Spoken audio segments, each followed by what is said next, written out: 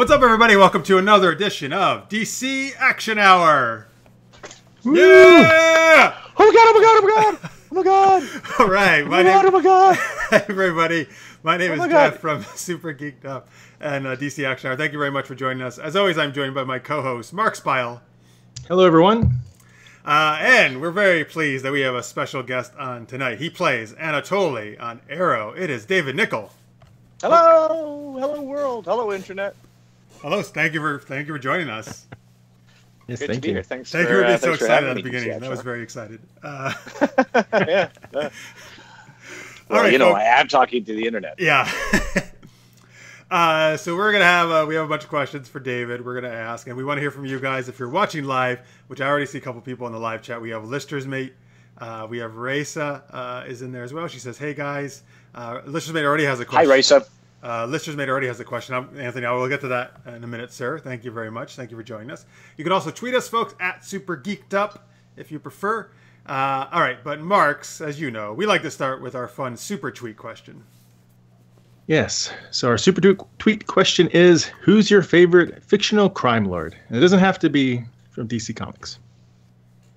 So who wants to go first? Well, let's go to our guests. Obviously, I think our guests should be get to go. Oh first. yes. If they got answers. That's now, me, let's go. right? Yes, that's you. I'm the guest. Yes.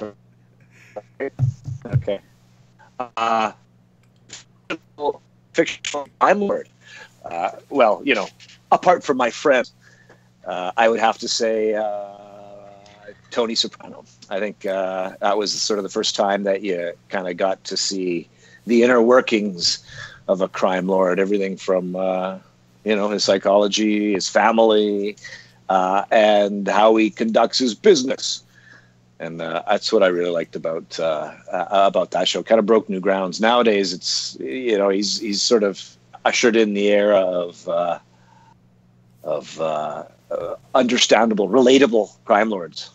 You know, in the great honor of in the great lineage of understandable crime lords.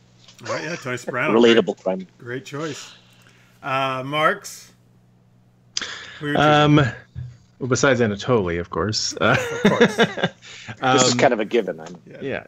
I would say from fictional works with a superhero slant, I'm quite fond of Kingpin, especially the version that's in the current Daredevil series. So, he's got a couple of different sides to him, and the actor plays him quite well also. So, almost as well as you play Anatoly. Almost. Yeah. I think they should. Anatoly versus Kingpin would be interesting. Who plays him? Is it Vincent D'Onofrio, right? Yeah. Oh, Yeah, he plays him. You got a great actor there. Yeah. Yeah. So yes, Mark, that he is amazing as Kingpin. I mean, I think that he really made the first season. And on Facebook, actually, Jen Johnson had Kingpin as well as her choice. Though she also added that Anatoly was really awesome too. And Okay, thanks, guys. so, Just because I'm watching, just because I'm here. she actually said that before we went live, though. So there you go. That's something. Oh, okay. Yeah. So I'm gonna go. Mark's actually. We were talking about Star Wars before we went live. I'm gonna go Jabba the Hutt. Oh yeah, Yeah. Deb the Hutt. Yeah. Really? You like that slug kind of thing? Well, no, I don't like him. No, he's terrible. But he's a good He's a good character. He's an awesome character, and he's my favorite movie, Return of the Jedi. Yeah. Okay. And it's nice when Leia chokes him out. But he's a big slug. He is. He's a Essentially. very large Yeah. slug. But he's a very effective crime lord. Yes. It's true. Yes. It's not necessarily a prerequisite that you be. And a big also, slug, he but I guess- likes music. He has that good band there playing. They know how to party. Yeah, they do. Yeah. What's that little monkey thing that hangs around him called? Oh, What is that thing? Salacious Crumb is the character's name. I hate that guy. Salacious That's like- Crumb. I hate that guy. Yeah, He's every so crime annoying. lord should have their Salacious Crumb. They do. I think Anatoly nice. needs to get a little monkey. Yeah, I think that'll help, wouldn't it? Some little Russian-speaking monkey. Yeah. No, I do the Russian speaking. He can speak, I don't know, monkey language, Oh, so and I can understand it. Yeah. Like he speaks monkey language to me, and I translate it for him. Yeah. good I idea. hope the writers. I hope they are a writer. I would love for you to pitch that. Yeah. That might be the last pitch I do. Yeah, So, right. Maybe not. Anatoly, he's got a monkey on his shoulder. He's got a monkey on his back. Oh, wait a minute. Oh man, I would love to see that though. I would just love to see Oliver's reaction, like when he meets you the next time and you have a monkey. He's like, "What?" What is with that salacious crumb on your shoulder? Yeah. It's not Salacious Crumb. Maybe we could get him. I don't know if he's busy. We should call his agent. Maybe Salacious Crumb. You could probably get him. Salacious Crumb. Yeah, he probably in that one movie. Yeah. So in the chat, Lister's made, which our buddy Anthony says, David Nykl is cool. He's been on Stargate Atlantis, Eureka, The Unauthorized Story of Mork and Mindy, Jake 2.0, and Arrow. He's a great actor. Oh yeah, he's in Sanctuary too. Apparently, yes. Someone has been reading the internet out there, the IMDb. Yeah. The story of Mork and Mindy, that was a long time ago. Well, I didn't know you were about that. I didn't know about that. Yeah, I had almost forgotten about it too. John Biden, I played a comedian, and this is almost like 10 years ago, so I'm not remembering it. John Biden was his name, so it was really cool. It was cool working on that show. That you know, some of those day play things are just like, they're like a day, right? So you go there, you work for a day, and then 10 years later, someone asks you about that, and you go, yeah. Like, do you remember what you did on Tuesday, March 14th, 2002? It's like, it's like that. It's just sort of, yeah, that's right. That happened. Let's see here. Before I lose it, Lister's Made did have a question already for you. Okay, so he says, if Dr. Radek Zelenka from Stargate Atlantis could meet Anatoly, what would they think of each other? Oh, that's a very interesting question. You guys look a lot alike. What would Radek think? Well, I think kind of the world of scientists is a little bit more sterilized from the world of crime lords. So, and if we factor in the sort of the national tendencies of the Czechs to distrust the Russians, then I think the word could be distrust. And the other way around, I think Anatoly is a little too wily to dismiss scientists as being, useless. I think he understands the value of them, but I don't know what he thinks of them. It's just I think he's a pretty shrewd judge of character. So I think better than Radek is. Gotcha. Cool. Yeah. Awesome. Thank you, Anthony, for that question. All right, so folks, keep chatting away there. You can tweet us at Super Geeked Up. All right, so we will get back to Stargate a little bit later, but let's talk some Arrow and Anatoly. Okay, so I feel that Anatoly, he's gone through quite an arc from when we first were introduced to him to the present. Yeah, a long time ago, yeah. Yeah. So how do you, I guess, kind of view that arc he's gone through in his mindset right now? Well, I've seen online, some fans upset that we're not friends anymore with Oliver, and I gotta admit, I'm a little sad too. I mean, I haven't had scenes with Steven for a while. I don't know what I can say without giving stuff away. Yeah. But certainly when we first started out in season 2, when I read for the part, it was the part of prisoner. Oh, it was just prisoner, and I always just sort of thought, well, you know what, I don't think I kind of want to go in just for this sort of a generic kind of thing. It'd be one and done, and I don't want to burn through, having been on Arrow as a guy in the thing. But it's always a crapshoot, and I remember one of the things my mom always used to say to me, which is there's no such thing as a small role. There's only small actors, right? Of course, so everything is worth doing. Whatever it was that tweaked, I thought, okay, let's go play prisoner. And so I was prisoner. I had a big fake beard, of course. I had to shave this off, and had Brian, I used to call him the beard, Brian. It was brutal. It was horrible. It was like spirit gum, and it was like in your face, and there's things that sticking out. Fake beards. Yeah. And that was just sort of hanging out in the prison with him. Oh yeah, there was a little bit of torture going on. I forgot. Yeah, torture with Anthony Ivo. Slade was around at that time, but I was kind of like in the dark corner somewhere, and I kept muttering "broshnist," the Russian word meaning strength, and that kind of was it. And then the submarine, right? And then we took off in the submarine, and I remember one of the directors saying, in one of the last scenes, that this is the submarine door closing, and this is the submarine door closing on Anatoly. I thought, oh, okay, well then that's the end of it. And it kind of was, because I didn't hear anything for season 3. I didn't hear anything for season 4. So I thought, okay, well, that was a fun little, it was about 6 or something episodes.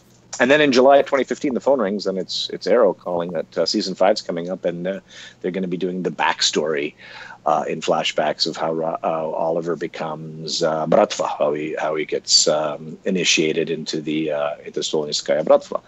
And I thought, okay, well, that's nice. And how does that involve me, perhaps? And they said, well, yeah, it's going to be in the flashbacks, and I care. And so that was really kind of the beginning for me. Or, I mean, I had done the few episodes in season 2, but really the sort of the real scenes, the meaty scenes with Oliver, and the sort of relationship building sort of stuff happened in season 5, and that was a lot of fun. And that was last year, and that came that at the end of season 5, they sort of mentioned that, you know, you're going to be around, and then there was that argument, and then we kind of came at odds. I said, oh, I see which way the wind is blowing, and I was, you know, you have a Russian accent, it's not like you're going to be a good guy. Oh. Yeah. So I figured, all right, now here comes the bad guy part of it. So this is sort of what's developing now. So that, in terms of the arc, it was inevitable, I guess, that it would go that way. But these writers are good, and there's lots of interesting character moments that they're able to do with lots of characters. I find, I don't know how they keep all that in their heads, like what's happening between all of these moving parts, and, you know, particularly when they do the crossovers, it's a salad in my head. But they're really good at sort of remembering each of the through lines of each of these characters, so you can pick up on something. Yeah. So you talked about how the friendship turned sour now, and, you know, he's an interesting character to watch because of that duality of being a friend but also antagonist with Oliver. So which side do you prefer to play? Did you prefer to play his friend, Oliver's friend, or his foe? Well, it's kind of harkens back to a question I get sometimes about Rodney in Atlantis, that other show 10 years ago. You know, if it was hard to be a put upon underling for a megalomaniacal boss. The answer is yes. No, and my answer is, my real answer is that it's fun. It's fun to play bickering, or it's fun to play argumentative, because there's more there. If Rodney and I had been colleagues, and it's more fun when there's more friction. With Oliver, I found that a little bit the opposite. It was actually a lot of fun to do the friend, or I heard it described as mentor sort of thing. As well, and that was cool to do, because I find that now that we're at odds with each other, that it's just the typical sort of bad guy, good guy sort of thing, you know. There's a bit more complexity to it. We know each other, so it's not like we're going to shoot each other and be done with it. There's stuff to it, but I'm just hoping that there's that fabric comes back, that sort of relationship fabric comes back. Me too. You guys do have a really, I don't know. That friendship was really nice. Yeah. It was fun to play, and Steven is great to play off of. He's a consummate professional, and it's great to play with him. It's really fun. And I liked earlier this season, I guess the one time we've seen you so far, I liked how Anatoly still said, like, you know, he was acting with honor, that he didn't go after, you know, William, his son. So that was yeah. So in the chat, Manu Maroya says, "Hey David, good morning from New Delhi, India." Oh, well, thank you for watching. Hey, wow, hi India. Awesome. Hey, if there's ever a convention over there, bring me. I'd love to go. That is a good excuse, actually, to travel. Yeah. And then also in the chat, Lister's Mate says, "I love David Nykl. I've been a fan of David and all of his work. He's been on so many of the stuff I love." All right, cool. You have good taste. Awesome. Well, Marx, he actually already answered my next question, so why don't you go ahead? Okay. Well, so it sounds like you didn't really know anything about Anatoly yet, or even his name at first when you got cast. But did you do any research later on once you found out that name was an existing character, AKA like KG Beast? Like KG Beast, yeah. Like especially the pictures that came through when you Google search it, you see this like this kind of guy, and like, oh, should I be going to the gym? But I think the cool thing about the DC TV universe is the particular take on the characters that we've all, I'm just looking. I have comic books here for Firestorm, for example. That was the comic that I read as a kid, right? Oh, wow. And it's totally it's redone. It's a different character now. And my buddy, here's a name drop. My buddy Jason Momoa. That's a completely different character. It's in the movies, but he was on Atlantis, right? So when they did like the new Aquaman. I just think how ironic that is. He's from Atlantis, and now he's playing a character from Atlantis. So. Yeah. Oh yeah, that's right. Oh, nice. Yeah. What is that? Oh. That's true. It's an underwater thing. So so there's a different take on it. So obviously, when I saw that there was KG Beast was this guy with like prosthetic machine guns in his. I sort of thought, well, I guess that possibility is always there. We haven't seen the end of Anatoly, so but it's sort of this is what it is, and it's kind of a reciprocal, quiet reciprocity that we have with the writers. I rarely talk to them, so it's not like I go up to their offices and go, hey, I think Anatoly should this. They write something and I play it, and they write for the way I'm playing, I suppose, and then they know who I am, and then they're writing it that way, and I think that's sort of the reciprocity, but it's not more than that. I don't really influence the decisions of my character any more than any other actor that does. Do you want a cybernetic hand? Well, to go with the monkey. Who wouldn't? To go with the monkie? Maybe it could be a cybernetic monkey. If it means I can finally shoot laser beams out of my fingers, then. Oh. Uh-oh. Well, I have these scenes with the team now, and they've all got the gear and the T-spheres and the thing, and I'm sitting there with my hands in my pockets going, I don't have a superpower, guys. I'm just Russian.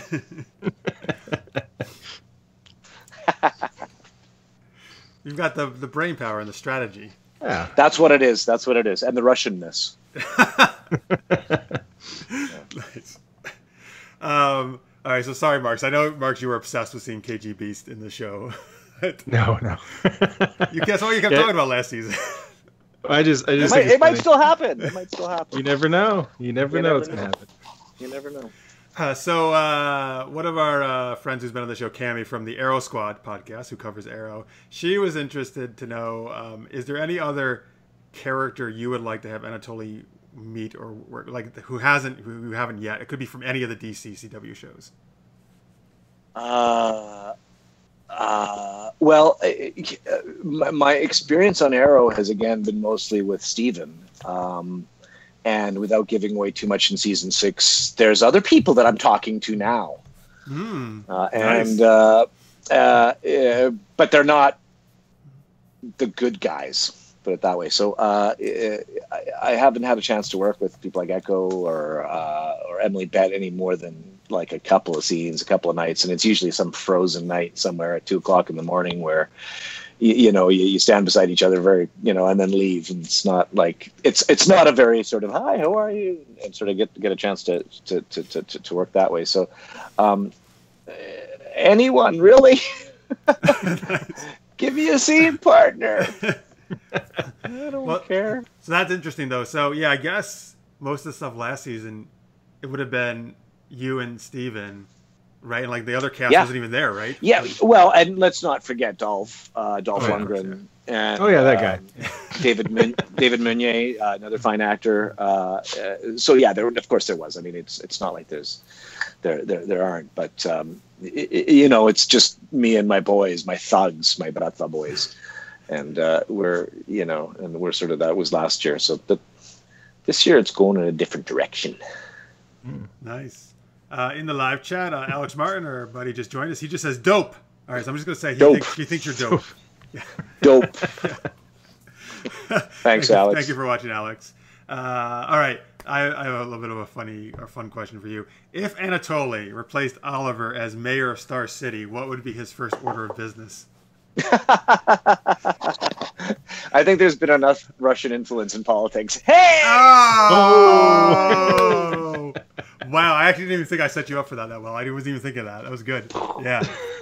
You keep pitching them at me, I'm going to hit them. What would happen if he was mayor? Well, I don't know if there's any laws about foreigners holding office in Starling City.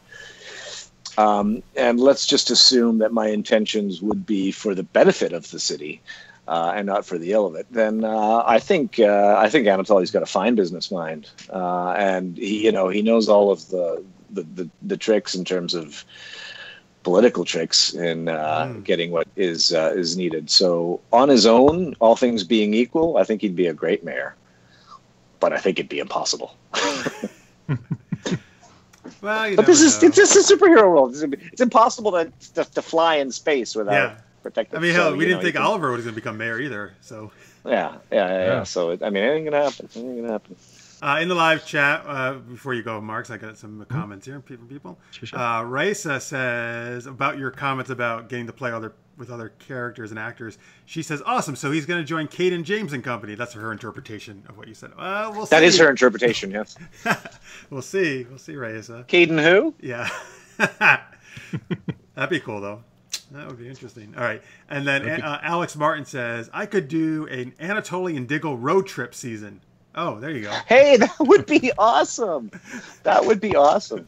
Yeah, David's another guy that I've exchanged maybe 2 lines with. My favorite American. That's that little. Oh, that's right. That's what you call him.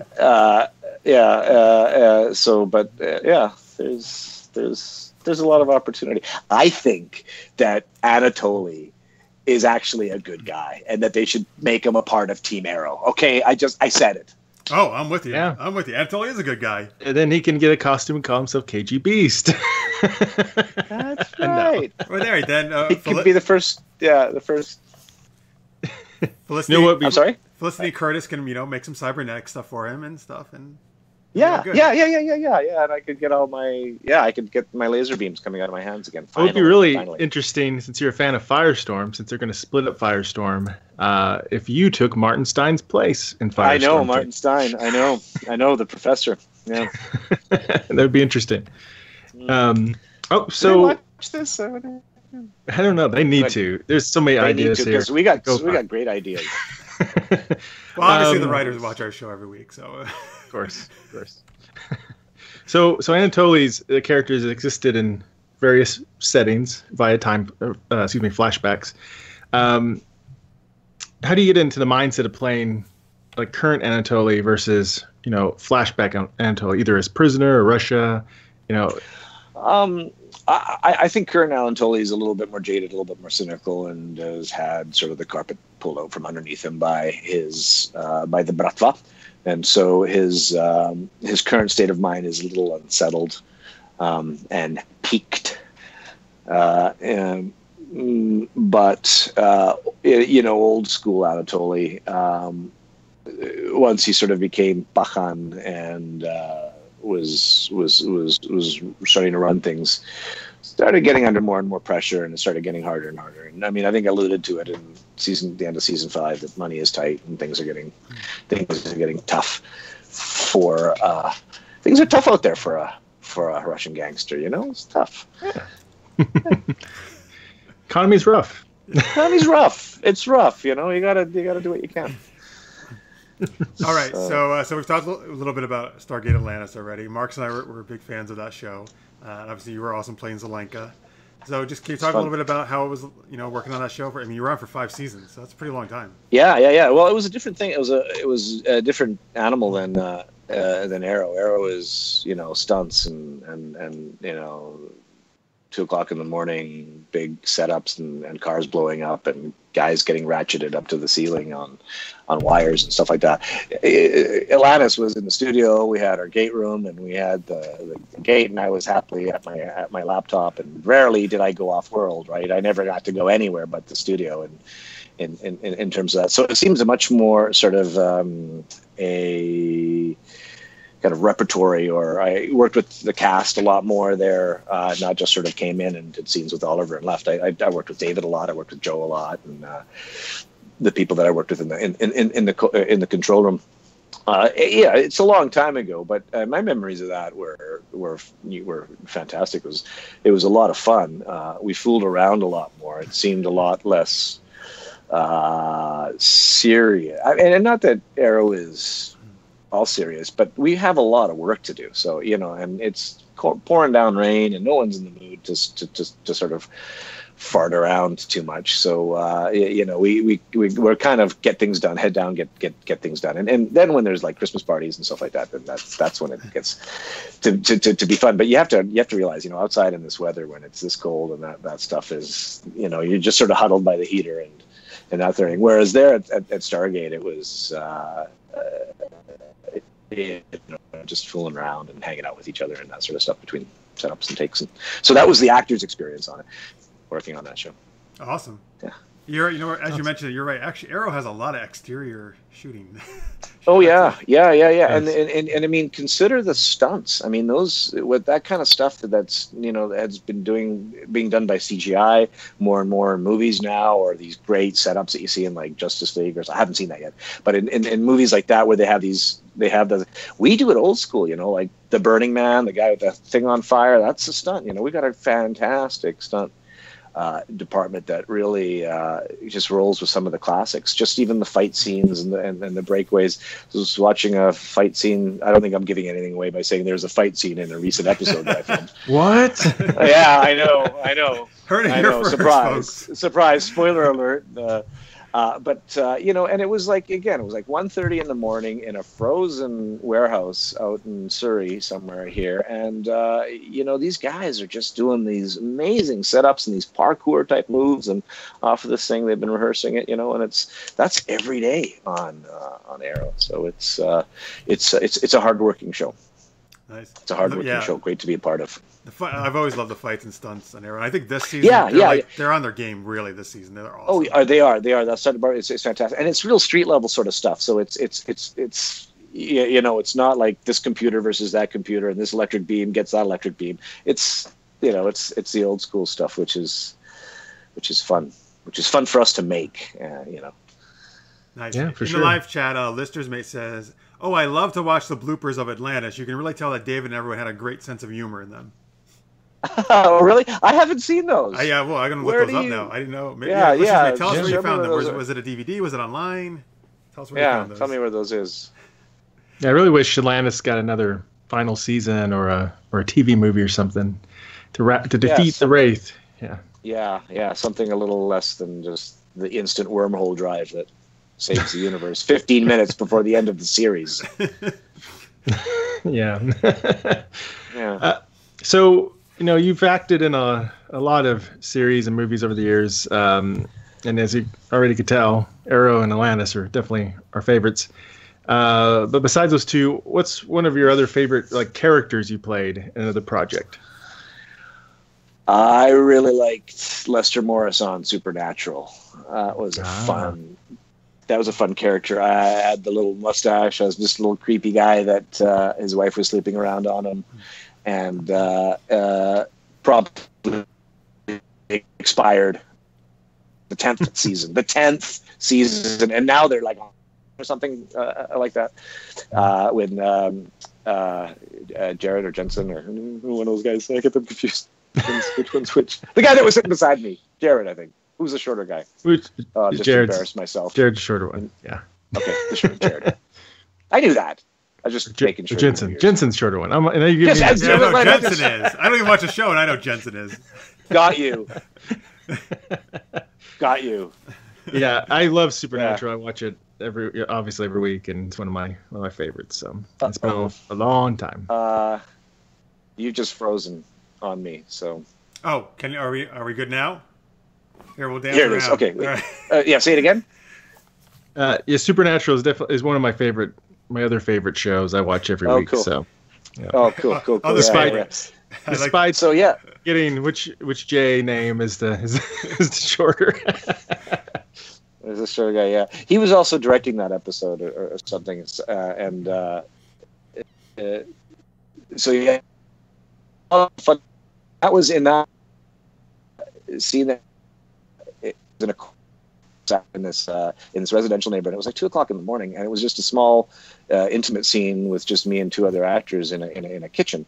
And when I pulled up, when the shuttle dropped me off, there was this gaggle of people there, and I thought, this is weird that there's extras in this scene. Why would they be here? Of course, they weren't. They were not extras. They were fans that were there at 1 a.m. to get a glimpse of Jensen and Jared. Oh, you should have said the good glimpse of you. And David Nykl. Yeah. And David Nykl. Yeah, exactly. And they it was just like, oh my God, really? This is there's fans here at the filming. So it was fun to do. It was a fun character to play. It was like a little sleaze bag. It was fun to do. In the chat, Lister's Mate tells us about the bloopers. He says, the bloopers I've seen for Atlantis were on some of the extras of the box set that I have. You can also see them on YouTube.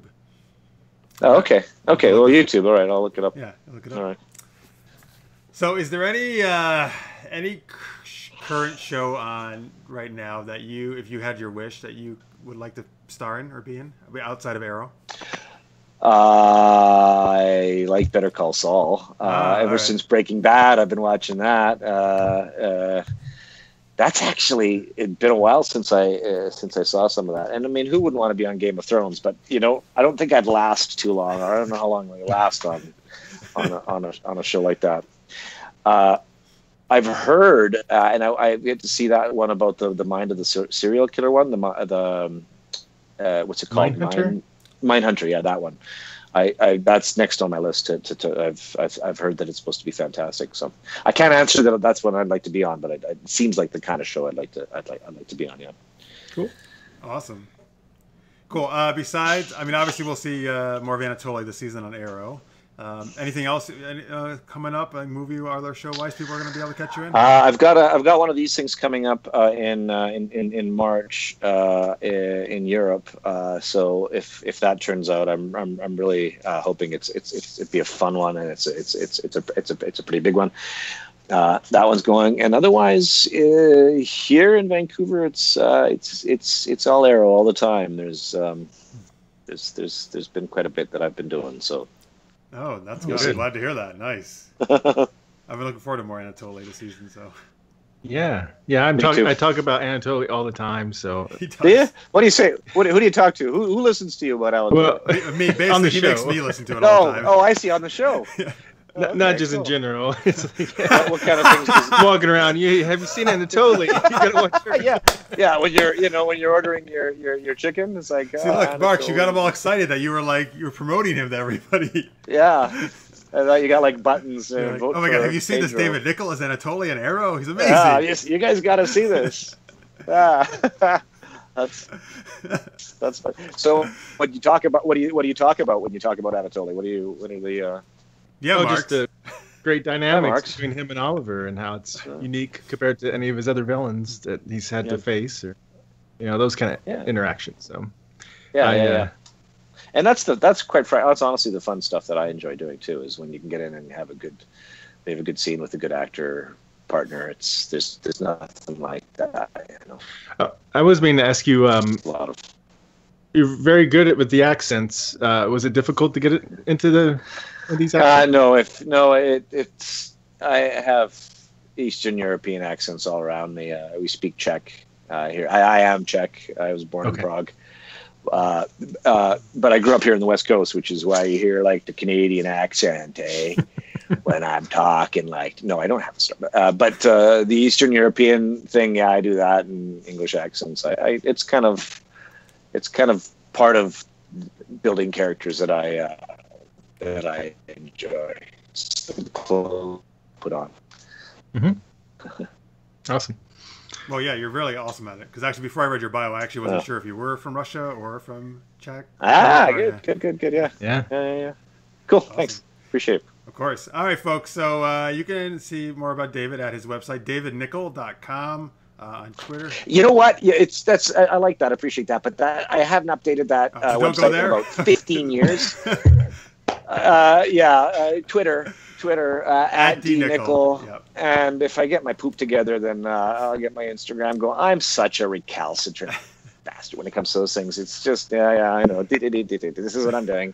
I got to get on that more. But my website is as old as the hills. The real sort of actual breaking news is places like this and on Twitter. Twitter is where I do the most of those in terms of stuff that's coming out. Awesome. All right, folks. So at Nykl, that's Nykl. Follow him there. And, of course, IMDb. Obviously, you can see all of his stuff that he's done as well on there. And IMDb. Yes. Sweet. Thank you so much, David, for coming out. Really appreciate it. You're awesome. Hey, it's my pleasure. Thanks for making it good, and thanks for the great question, guys. Oh, thank you. Thank you. And I'm sorry to tell you before, but there should be a hang-up phone on your Skype thing. That's how you can end this thing here. Okay. We have more show to do, actually. We're going to start talking about the episodes now. I'm Zelenka. I know which buttons to push. See you guys. Thanks, man. All right. There we go. That was awesome. That was a lot of fun. That was great. Yeah. Cool. All right, folks. So now we're going to talk about, please stick with us. We're going to talk about all the latest episodes from this week. Arrow, Supergirl, Legends, Flash. And we're going to have, hopefully, our buddy Fernandez join us in a second here. But, Mark, do you want to kick us off with Arrow? Sure. So this week is episode 6 of season 6. The episode was named Promises Kept, written by, I didn't... names. Oscar Valderrama and Rebecca Bellotto, and directed by Antonio Negret. Maybe. I don't know. Negret. Who knows? I don't know either. Apologize if I butchered anybody's name. I forgot to look these up in advance, or pronounce them. Anyway, so the episode, with Oliver's help, Slade tries to turn his son from the dark side while back in Star City. Diggle finds out the dragon is both the supplier of his drug habit and a new villain they need to take down. So a lot of interesting stuff was happening in both the A and B storyline in this episode. Before we go any further, let me introduce, because he's on now, our guest co-host for the rest of the show, Francis Fernandez. You've seen him many times before in the show. Hello, sir. Hello. How's everyone doing? Good. Are you wearing a Captain America shirt? I know, right? Isn't it terrible? You know what's funny? I had an Avengers shirt on, and I actually said, "Oh shit, I can't wear that on this show." I actually changed right before the show started. And over your shoulders, X-Men poster. No, well, I'm not taking my posters down every goddamn week. By the way, in the chat, Alex Martin says, "I think I have to run away because I'm a week behind." Yeah, if you don't want spoilers, sir. You should. You don't have to necessarily run away. You could just mute us, I suppose. Run away! You can walk away slowly. And Listeners Mate says, I binge watched all the DC shows earlier today. Oh, that's what Francis did today, too.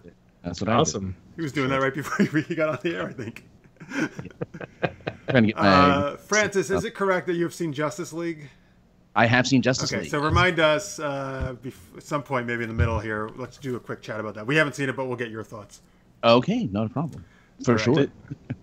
Spoiler-free-ish. Please spoiler-free, because we have not seen it. 100% spoiler-free. Listeners Mate in the chat in all caps says, Francis! Well, he's really excited to be on. Oh, wow. Yeah.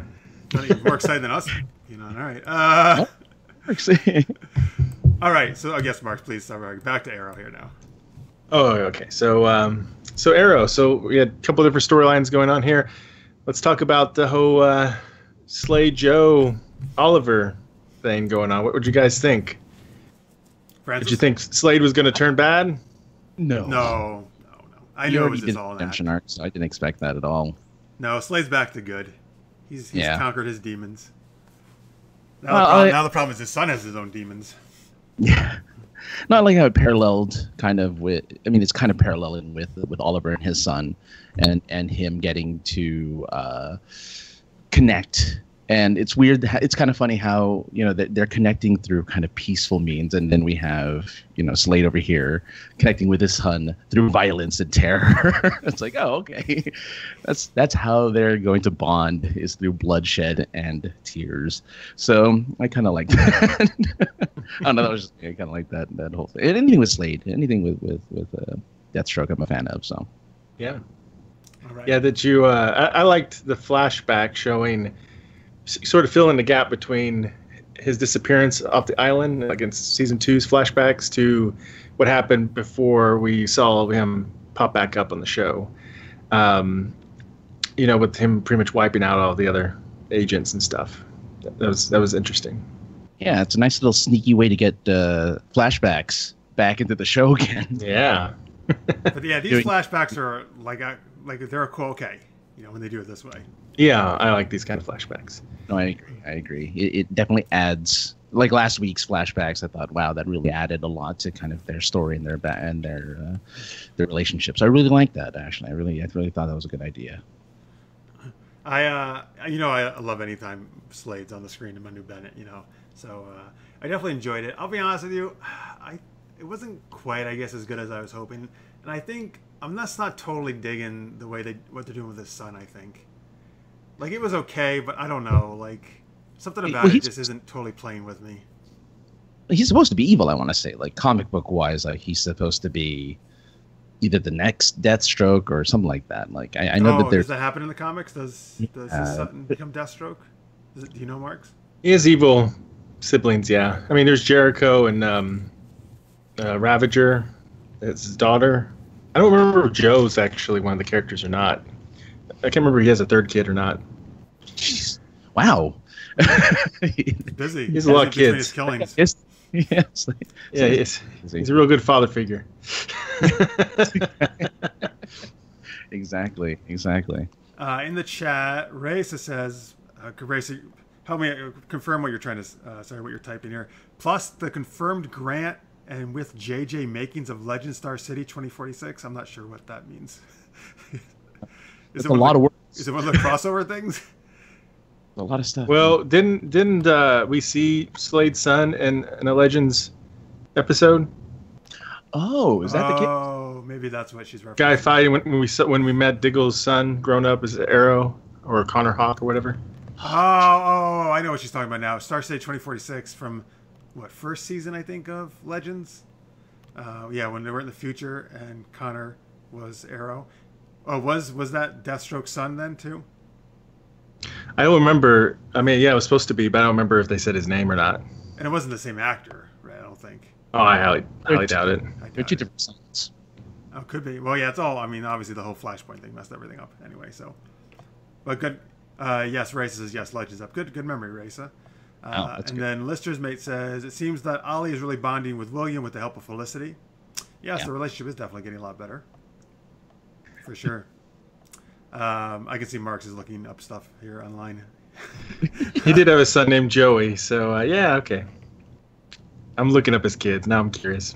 Oh, say what he turns into, who Joey turns into, if anybody. There's a lot of text here. You guys keep going. In the chat, Lister's Bait says, "Yeah, these flashbacks are much quicker than the others. With the others, it seemed like 70% of every episode was a flashback, making the storyline kind of hard to follow." Yeah, and also the flashbacks are a little more focused on kind of building the character, while I think there's a filler flashbacks with Ollie and Russia and China and all that stuff. Like I thought it was a lot of filler in those flashbacks than in this one. Right, these are nice and quick and to the point. And, yeah. In the chat, Ray says it's a yes. It's a different son. His son is named Grant. Is the other son, I guess. Yeah. All right. Who knew? Yeah. So just so you know, it's interesting how the writers have worked in some of this. His Deathstroke's origin, like he was a mercenary. He was all secretive about it and stuff. His wife didn't really know. Then this mercenary named the Jackal. We had these mercenaries called the Jackals, right? They kidnapped Joey, and he fought him, but Joey's throat got cut. So they did a lot of throat cutting. They had to take him to hospital. Slade's wife was so mad that she shot him in the eye. That's how he lost his eye. Oh, Jesus. Yeah, and that's why he never, he doesn't hide that he lost his eye and stuff. So that's part of it. And Grant became one of the early Teen Titan foes, named the Ravager. So.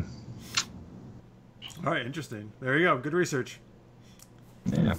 All right. What about so like you said, Marx? The other big story was Diggle, and kind of coming clean, all right, about his drug use to both Lila and Team Arrow.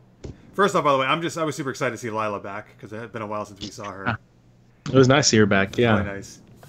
It's also interesting, like the whole argument about like how Diggle was rough on her making certain decisions with Argus. Now he had to eat crow or whatever about his decisions and stuff. So that was interesting. He totally manned up to it. He admitted it. Like, yes, you're right. I'm no. Yeah. Oh yeah, he did. Yeah, that was a good idea. But I still like that she still was supporting him. She's like, I'm your wife. I got your back. Like, it's nice. Yeah. Yeah. She wasn't like, I'm going to divorce you now. I really like the relationship. I think it's really good. And that's why when people keep saying, oh, Diggle and Black Canary are going to get together, I'm like, stop. No, don't do that. Well, they've definitely established kind of their professional relationship here in this episode. So I think any suggestion that they'll hook up or something is going to go. I mean, this episode should have answered that. It's never going to happen. I think so. I mean, I think Lila and Diggle look like they have a very strong relationship in this episode still. So yeah, for sure, 100%. Never say never. 5 years from now, her character could die. All right, they're alone on an island. We're not talking about 5 years from now. In 5 years, that's. But do you think the show's going to run more than 10 seasons? Who knows? It's maybe Supernatural. It could be a Supernatural. Supernatural's 13. Yeah. Oh man, it would beat Smallville then for the longest running superhero show. I'm going to give it 2 years. Will you give it another 2 years? Oh, wow. Oh, ouch! I think it's gonna be more than that. Oh. You think it's so? Well, that would be 8. Well, that's actually a really good run. Still, I mean, that's an awesome run. Because they're going to move on to other characters like Black Lightning and like other characters that they'll develop. So that's Birds of Prey. Like Birds of Prey. So I think, yeah. So I don't see a reason once they'll get to a point where and Stephen Amell will probably just cameo and stuff, but I think they can only go so far with Arrow, where it's just like, it's the same thing again. He'll become the Robert Downey Jr. of the Arrowverse occasionally. Yeah, well, he's the one who started it all, right? Might as well. Yeah. Great. No, I mean that's a great point. I actually respect shows that know when to end it and don't just keep doing it for the hell of it, and they have this certain storyline they want to tell. So that's good. Oh, for sure. Reyesa says she loved that Diggle and Lila actually were adults, and she says no Canary. Yeah, so she also wants Diggle and Lila to stay together. Excellent. Mm-hmm. So anyway, back to I guess the Diggle and so what do you guys think about the storyline with him? He was telling Lila, and then he came clean to the team about the whole drug stuff. Yeah, I think it was handled well. The how they handled it as a couple, and then also. Even though he made the right choice, you could see it was really hard on him to let those drugs burn, and that was good. It would be interesting to see if he's withdrawal or anything from it. He will. Oh yeah. Oh, it's going to be a big, it'll be a big deal. He won't be shooting any more arrows out of that. What was it called again? What was the name of the gun again? Little arrow gun. Something silly they came up with, right? The Green Monster, I think, is his nickname. Yeah. I don't know if they've ever called it that after that. But no, I like that. Yeah, the team was very understanding. Like they totally had his back, and it just shows how much Diggle is kind of getting into his role as leader, as the new, as Green Arrow. Like they're really looking up to him as a leader of the team. So it was really cool to kind of see that seeing them get together like that. They just need to chop his arm off and then replace it with a crossbow arm, and then he'll be good. You with the cybernetics. They're like, if I can't get KG Beast, then I want him to have this arrow.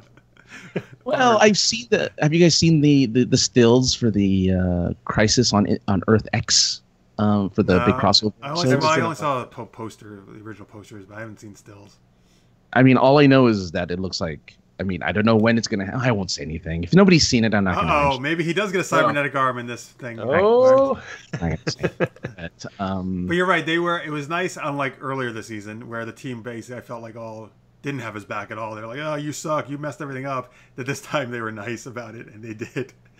And it was kind of weird that they were so mean to him when he's been forever. I hated that part when they did that. But you're right. He really feels like he is Arrow, man. He's I'm actually believing he's Arrow. He's leading this team. Oliver actually would not need to come back. He is doing what needs to happen. Yeah, I agree. That's a good test if they decide if Steven wants to leave the show at some point, if they can continue the show or not. Oh. So they can go 13. They can beat out Smallville's record. Good point. Yeah, but I mean, I like Stephen Amell as an actor and as a character still in the show. Like I look forward to his scenes, because even when he did a bunch of fight scenes with Slade, when he was helping him out, and I thought, wow, like it's really cool to see him in action again. I don't know, there's just something. Yeah, I just want one episode where he grows that funky goatee thing. Who? Stephen Amell? Yeah. Like the Green Arrow, yeah, from the comics. In the chat, Ray says Arrow will run as long as Stephen Amell is in good physical health. Yeah, very possibly. You know what? You're kind of right, Francis. Like, I mean, I agree, Marx. It could go without him, but even when Arrow I did not feel was as good, like season 4, I still watched it every week because of Stephen Amell, like because of his portrayal as Oliver. Like that was enough to always be like, I really dig him as Oliver. I'm going to keep watching just for that. Oh, I definitely dig him, but it's nice when you have a franchise to be able to have the option at least to continue on if real life gets in the way and an actor decides they want to move on or something. So sure. Yeah, I agree. Yeah. All right. Since we're not talking about the Diggle coming clean thing, near the end, like he talks to Dinah. Dinah turns away and she looks like she's has something in her hand that she's hiding. Mm-hmm. Her secret. What is it? Oh, that's the little box. Oh, I'm sorry. Did you want to answer, Francis? No, go ahead. That's the little box thing with the rose or whatever in it that her ex partner gave her. That's Vigilante. Oh, the thing from the previous episode that he gave her. Yeah, because Diggle's like, from now on, no secrets between us, and she's like, yeah, okay, and then turns around and goes, secret. Right, because they don't know that she let him go, basically, right? Yeah. Okay. Yeah, she doesn't know. Or they don't know. I mean. So they introduced the big bad, though. Richard Dragon? Yeah. Well, we don't know if he's... No, well, here's the thing. He's not really the big bad. I think there's multiple bads this year. There's Caden James. There's him, right? There's Anatoly. I thought the preseason stuff, all the preseason news was like, oh, Richard Dragon. It did make it kind of... You're right. They did really play up that part. So maybe he's supposed to be. I'll be honest with you, I think this intro sucked for him. Oh, terrible. Yeah. It was like one of the worst intros they could have done. First off, Richard Dragon, from what I've read, even though I'm not that familiar with him, was supposed to be like, I think the third or something, top 5 martial artists in the DC universe. Like one of the best. He doesn't even do any martial arts. He's shooting a gun. What the hell? He's just like a thug. He looks and acts like a thug more than he does like anything special. He acts like any other thug on the show. You're right. Any other like standard bad guy that could be one episode and go away. Kind of like a throwaway. Yeah, a little. Yeah. Stupid. Yeah. Hopefully he just is hiding the martial arts. He's like, oh, I could whip out my moves and really, take out a few people, but no, let's blow up the place and get going. I mean, the thing is, the only reason we met him is because Diggle was out of... First off, they would never have brought Diggle to that operation. Like, that makes no sense. It's terrible. Yeah. And then he says a few lines. And by the way, and then he gets captured at the end. Like, he's already captured after the first episode, the villain. Yeah. I mean, obviously he's going to break out because everybody breaks out of the Star City Police Department. But sure. It's pretty easy to do. Reyes says, thank you, Dragon was boring in the chat. Mm-hmm. Yeah. Yeah. I'm going to be disappointed if he doesn't do martial arts at all. I understand why they might want to not have tons of martial art people, but because we've had so many villains like that, but he's not the right one to do that with.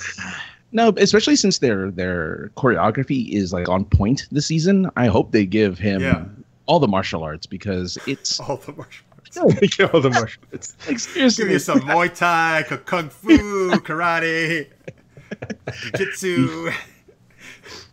Why not? Kundo. I'll take it. But yeah. But I mean, it makes sense to give him martial arts because then he and Oliver can fight. I mean, that'd be cool. I like seeing that stuff. Yeah, no, exactly. I agree. I don't know. Shooting guns. I just find shooting guns boring, man. I mean, unless you're John Woo back in Hard Boiled or The Killer, where you make gunfights look really freaking awesome. Doves all over the place. Yeah, slow mo, cool stuff. or Matrix bullet time, right? But I mean, otherwise it just gets dull. Shooting. That's why Wild Dog doesn't do very much for me as a when he's in his guise like that. He's just shooting guns. No big deal. That's all. Well, Yeah. that's kind of his. I know that's his thing. I know. Just like Mr. Terrific's, his gimmick is throwing his balls. Right, but I like that. I like it when he throws his balls. Right? Smacking people in the face with his balls, you know. Have they used that line? They haven't, have they? They should totally use that line. Felicity should totally say that over the comms at one point. Stop slapping people around with your balls there, Mr. Terrific. I know they're terrific, but come on. Like, have you seen his balls? You know how terrific they are? So many lines they could do, man. Missed opportunities. All right, so look, writers, we have so much good advice for this season with David's Anatoly, with Curtis's balls. Just hire us, please. Yeah. Man. In the chat, Lister's Mate says, I'm still not getting Ollie's son. They need to develop his character more. All they've shown is a kid that has a lot of problems with his schoolwork. Isn't he into anything like Boy Scouts, video games, girls? Well, we know he's into video games. That's all he does pretty much. Oh, yeah. When he's not doing math homework. We were playing. He and Felicity were playing a game in this episode, weren't they? Yeah. Mortal Kombat. Yep. It looked like was it Mortal Kombat? It looked like Mortal Kombat. I don't know if it was like a kind of a knockoff of it. They didn't want to One of them was playing Sub-Zero, so. Oh, he's my favorite character to play. There you go. I was back in the day, man. I was really good at Mortal Kombat, like back in the day. That makes total sense. That's what kids do, obviously. I mean, that's what I do. But I mean, kids really like play video games.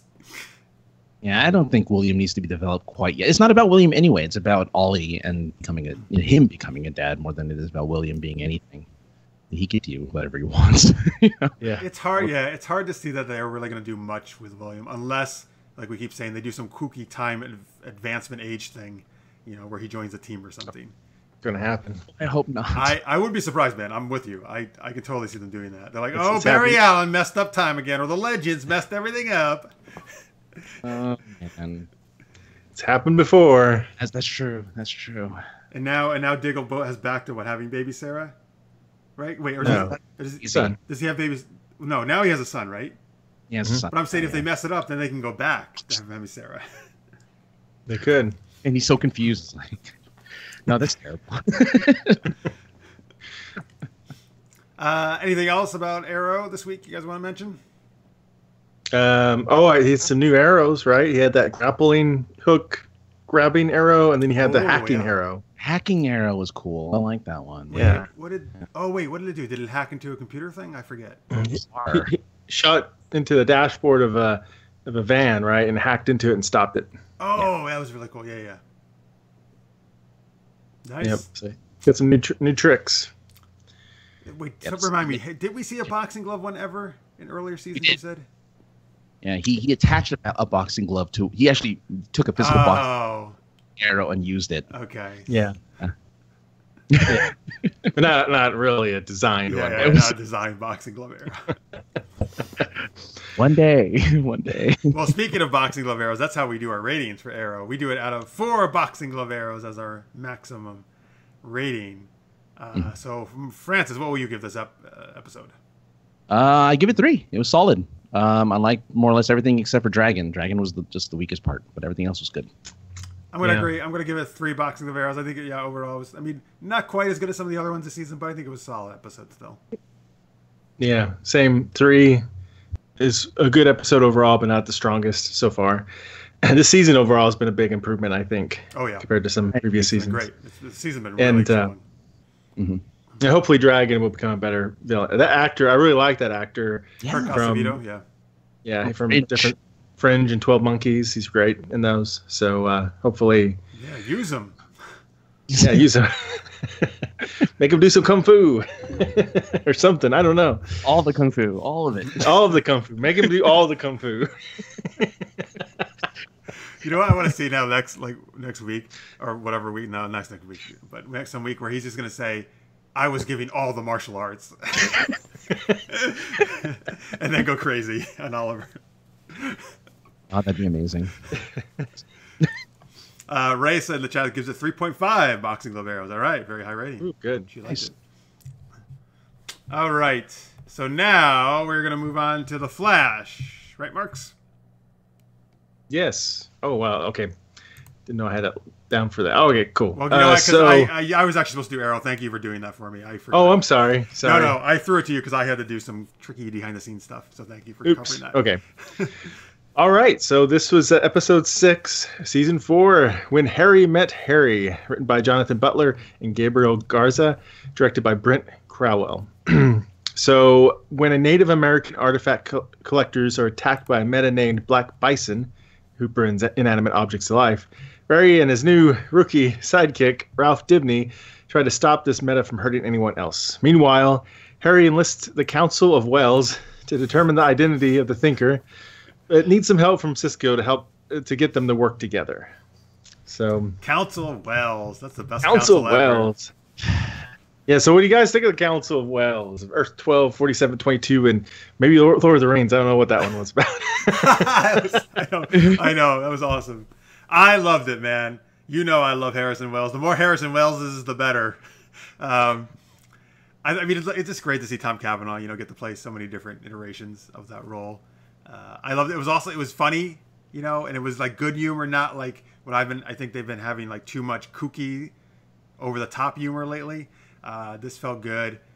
We got some, insight into Wells' character. And again, Cisco and Wells this season, they're doing really good with them bonding. And Cisco was like almost Yoda. He was like very wise in his advice to Wells. Yeah, it was. Yeah. Which was your favorite of the Wells on the council? Oh, so we had like the German one, right? Or some Eastern European. Yeah. We had the Terminator one, and we had the Matthew McConaughey one, basically, right? He was more like what is it? The Playboy. What's his name again? Oh, I can't remember. Yeah, Hugh the Playboy, or Tony Stark type one, or Hugh Hefner, yeah. Yeah.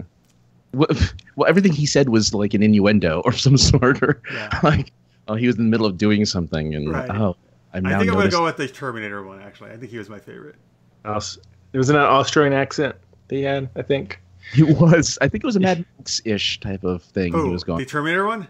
Yeah. You know what? When he first started talking, I actually said, "Oh my God, is Manu Bennett doing that voice? He sounded just like Slade." It is close, yeah. Trillion. Yeah, that was a good one. The German one was pretty good sometimes. I like the whole I forget exactly the wording, but he's like, "You can go now. You can go. You can go. You can go. You're still here."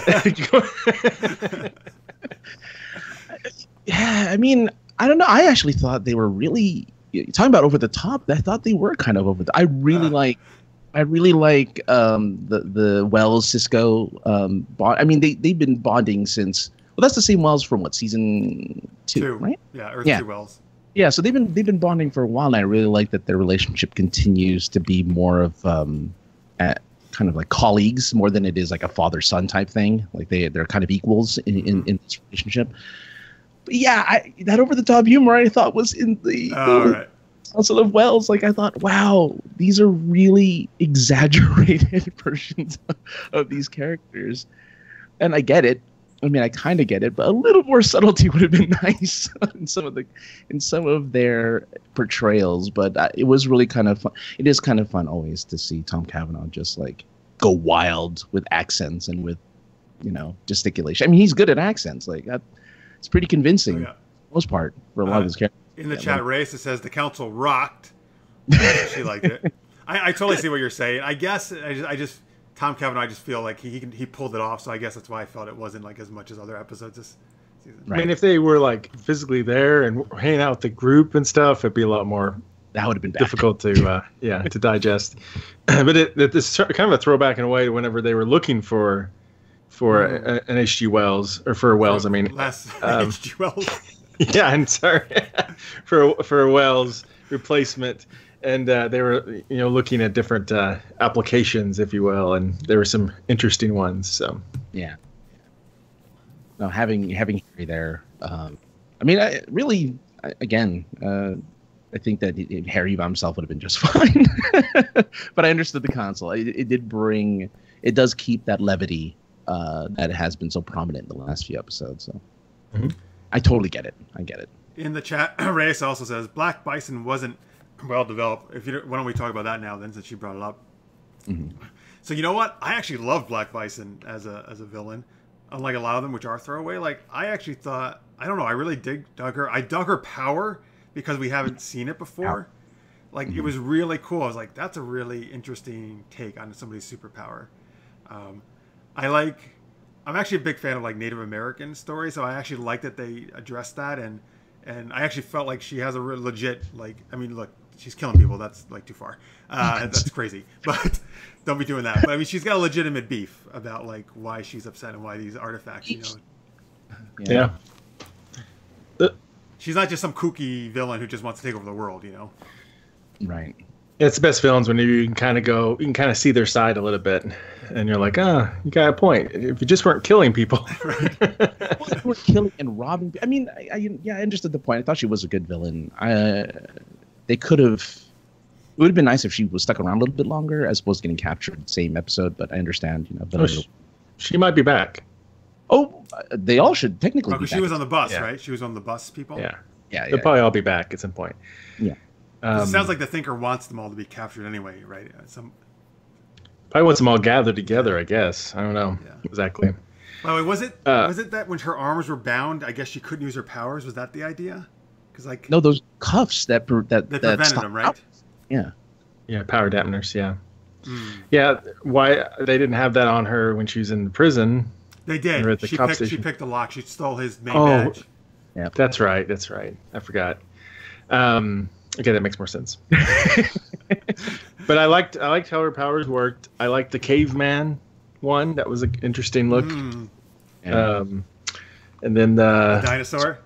The dinosaur was funny. Yeah, as soon as I saw the dinosaur, I'm like, oh, that's gonna be fun. And whenever Ralph wrapped himself around it and stuff, that was pretty cool looking. So I liked her power. I liked her better than Kilgrave. Kilgrave's kind of, seen that power before. This is not a power I've seen before. Too much. I think she's the best one out of these villain and the bus people they've had so far. What? Tears that get you high not working for you? No. He was even crying on the bus. Gosh. Oh, wait. Oh, that's right. Because Ralph says he remembers some guy crying, right? Yeah. That's funny. Crying on the bus. So his power is I don't get that's the dumbest power. That's weird. There is a villain called the Weaver. The power of tears, man. That gets you high, but the weird thing is it gets you high. Well, but I don't know. But I think they're doing something to it, right? I don't know if the tears by themselves just do that. Take it and you feel love or whatever. That's not necessarily high then, right? It gives you like a natural high almost. Yeah, it's like it's natural, all natural, organic. Well, it is. It's from his tears. It's not manufactured. Organic, organic high, organic drugs. We only saw organic drugs here. I wonder if he was broken up. Somebody broke his heart, and that's why he's crying. So it's crying tears of love. That would be interesting. Oh man, poetic. Well, that could have. Yeah. Ooh. There's another great idea, writers. We got a ton of them this week. Yeah, they didn't delve into anything with that dude last episode, so no. Sure. No. Listeners may have some good points here in the chat. Says the Flash this week deserves a 3.75. Oh, he really loved it. It's good to see other versions of Wells. Plus, Ralph is a great addition to the show. It's good to see him and Barry working together. And then Lister's Mate also says, also seeing the Thinker out of makeup was great. It looks like they'll be developing the Thinker more next week. Thank goodness. Cool. So I guess we can transition either to Dibny or Thinker then, based on those comments. Dibny, yeah. Look, I think Francis may not like Dibny. Let's hear it. What? No, actually, I'm good. I want to hear this counterpoint because Marx is like Dibny for president. Not quite that, but I think you're stretching the truth a little bit there. That was your best pun ever, I think. That's good. Dibny is. I don't know. I mean, I get what they're doing with the character. I understand that they need to make him really obnoxious and kind of really hard to like. I get it. I understand what they're trying to do. But they gave up. I mean, they traded Wally for him, more or less. Like the writers traded Wally, who was a character, for this guy who I don't even really know why he's there. Like, why did he not stand there? Like, I don't really get it. I mean, his powers are cool and all, but I still don't see the purpose of having to put Plastic Man in there. otherwise, I mean, he had that thing at the end that really grossed me out. That really, the whole balloon animal business was that this was this episode, right? Yeah. Oh, well, that grossed you out, really? Because it's his skin, it's his flesh. Like, that's really gross. And then he's like, "Oh, a giraffe. Let me use my foot." I'm like, "Oh, this is really gross. I can't do it." Well, at least he didn't say, "Let me use my dick" or something. I know that's. Oh, wow. No, very inappropriate. But I mean, like, I don't know. I haven't warmed up to his character yet. I really think he's just.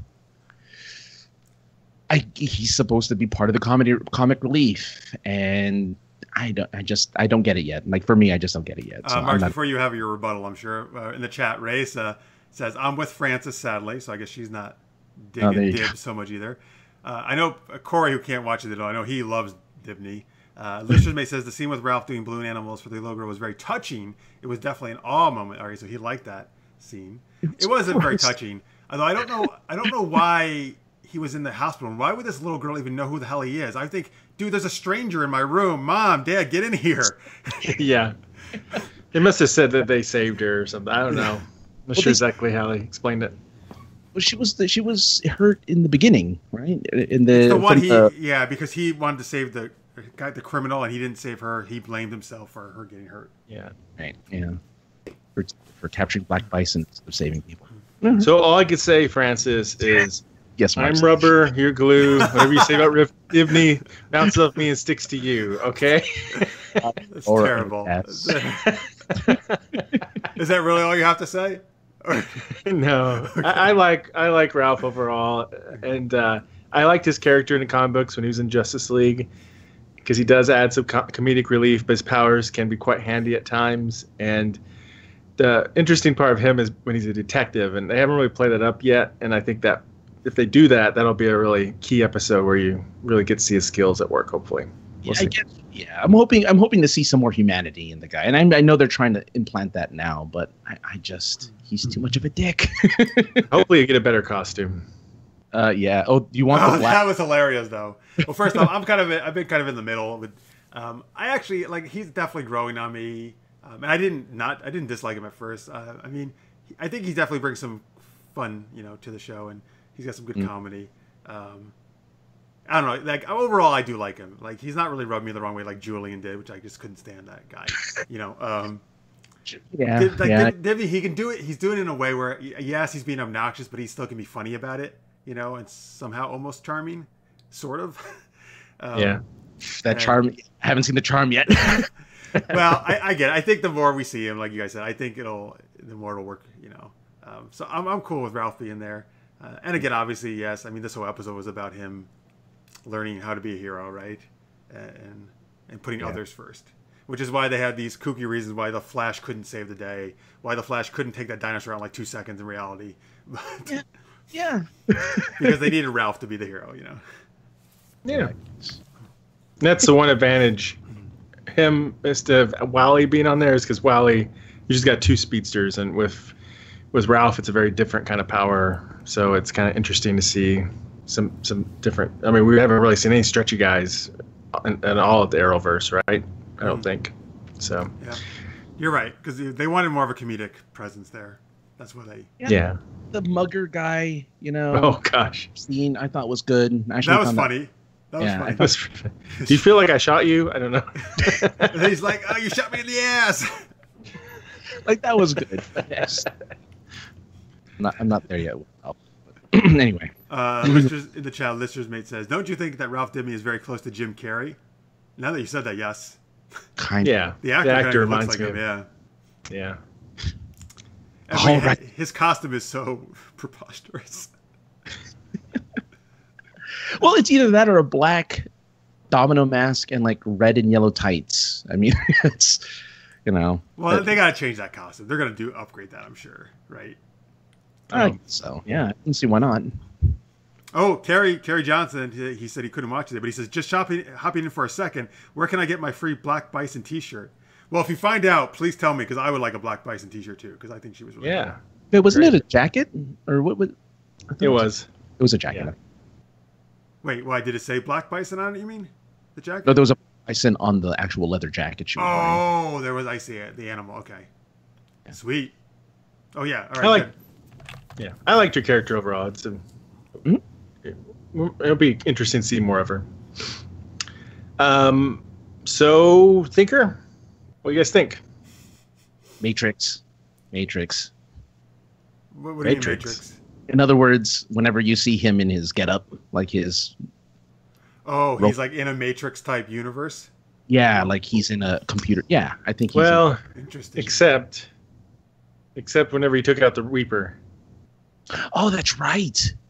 Oh, I forgot about that. Oh, rats. That was a really awesome theory, though. Damn it. That was an awesome theory. I wish they showed that scene last week. Yeah. Damn it. I was going to be like, oh, man, it's cool. We get Neo and Morpheus. Yeah, that was weird. I don't know. I thought it was kind of cool, though. I mean, seeing that the woman who, I don't know if she really is his wife, or, I mean, she seemed like he was an assistant, and then she's acting like his wife in there. And I don't even know who she is. She's very intriguing. And then we see he's in the wheelchair, right? No, is that right? Was he in a wheelchair? Yeah. Yes. Yeah. Well, hey, you know what? Harrison Wells was in a wheelchair too first season, right? So they're like, oh, another villain pretending to. Oh. Well, I saw the previews for next week, and Barry's all about like, this guy's definitely, we got to get him, and everybody else like, Barry, why are you so obsessed with like that he's the Thinker? Yeah, I figure he might be maybe one of worst scenes from the future, or he could be just from another Earth. You know, Abracadabra was from another Earth, right? So maybe the Thinker's just from another Earth. Came here for some reason because he needed to flash. Wouldn't they be able to detect breaches, though? I thought they had the technology to detect breaches. So if they were breaching between Earths, then, well, maybe, I don't know. So, Marx, are you saying that the wheelchair guy they met is the different version of the Thinker than what we've been seeing, like a different Earth version? I mean, maybe. I don't know. I mean, I can see that. That's one option. Mm-hmm. I know. I guess I'm just maybe I thought maybe or you could be like, let me put my thinking cap on, and I transform into the Thinker. Oh, no. That's another option. I hope. Terrible. I guess from the previews for next week, and again, obviously these can be misleading the way they edit it, but it almost, I don't know. I guess I was thinking maybe the Thinker is trying to play them like Barry thinks it's him, but then he's acting all innocent, but he really is him, and he's just trying to mess with his mind. I mean, that seems to be the most straightforward answer. Yeah. I don't think it's going to be the case, but I think Marx has a good idea of maybe it is the multiple Earths thing. It would make sense for the crossover too, even though I know he's not a villain in the crossover, but multiple Earths, it's a thing. So when we even saw the Council of Wells this episode, maybe that's a clue that. Yeah, he was able to bring them in without breaching, so that could be it. Yeah. I don't know. It'll be interesting to see. Or he could have a clone body that he downloads his mind to. Who knows? There's all sorts of possibilities. No one can think like the Thinker. They're trying. Yeah.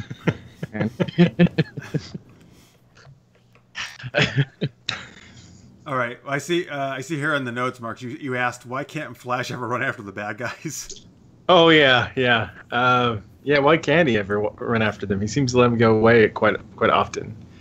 Like he has to do something for like 5 seconds, and then it's like, oh, they walked out the door. Yeah, but I can't go out the door. No way he's gonna track him then after 5 seconds. Forget it. This is a studio set. There's nothing past that door. Yeah, I do feel like that was kind of weird.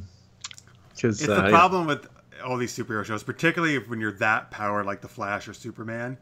There's always these moments it just doesn't make any sense, and unfortunately you kind of roll with it. I like at least if he just came back and be like, oh, I couldn't find him, besides going, oh, no way I'm gonna catch that guy. I mean, he's got way too much of a head start. Too much of a head start. What am I gonna do?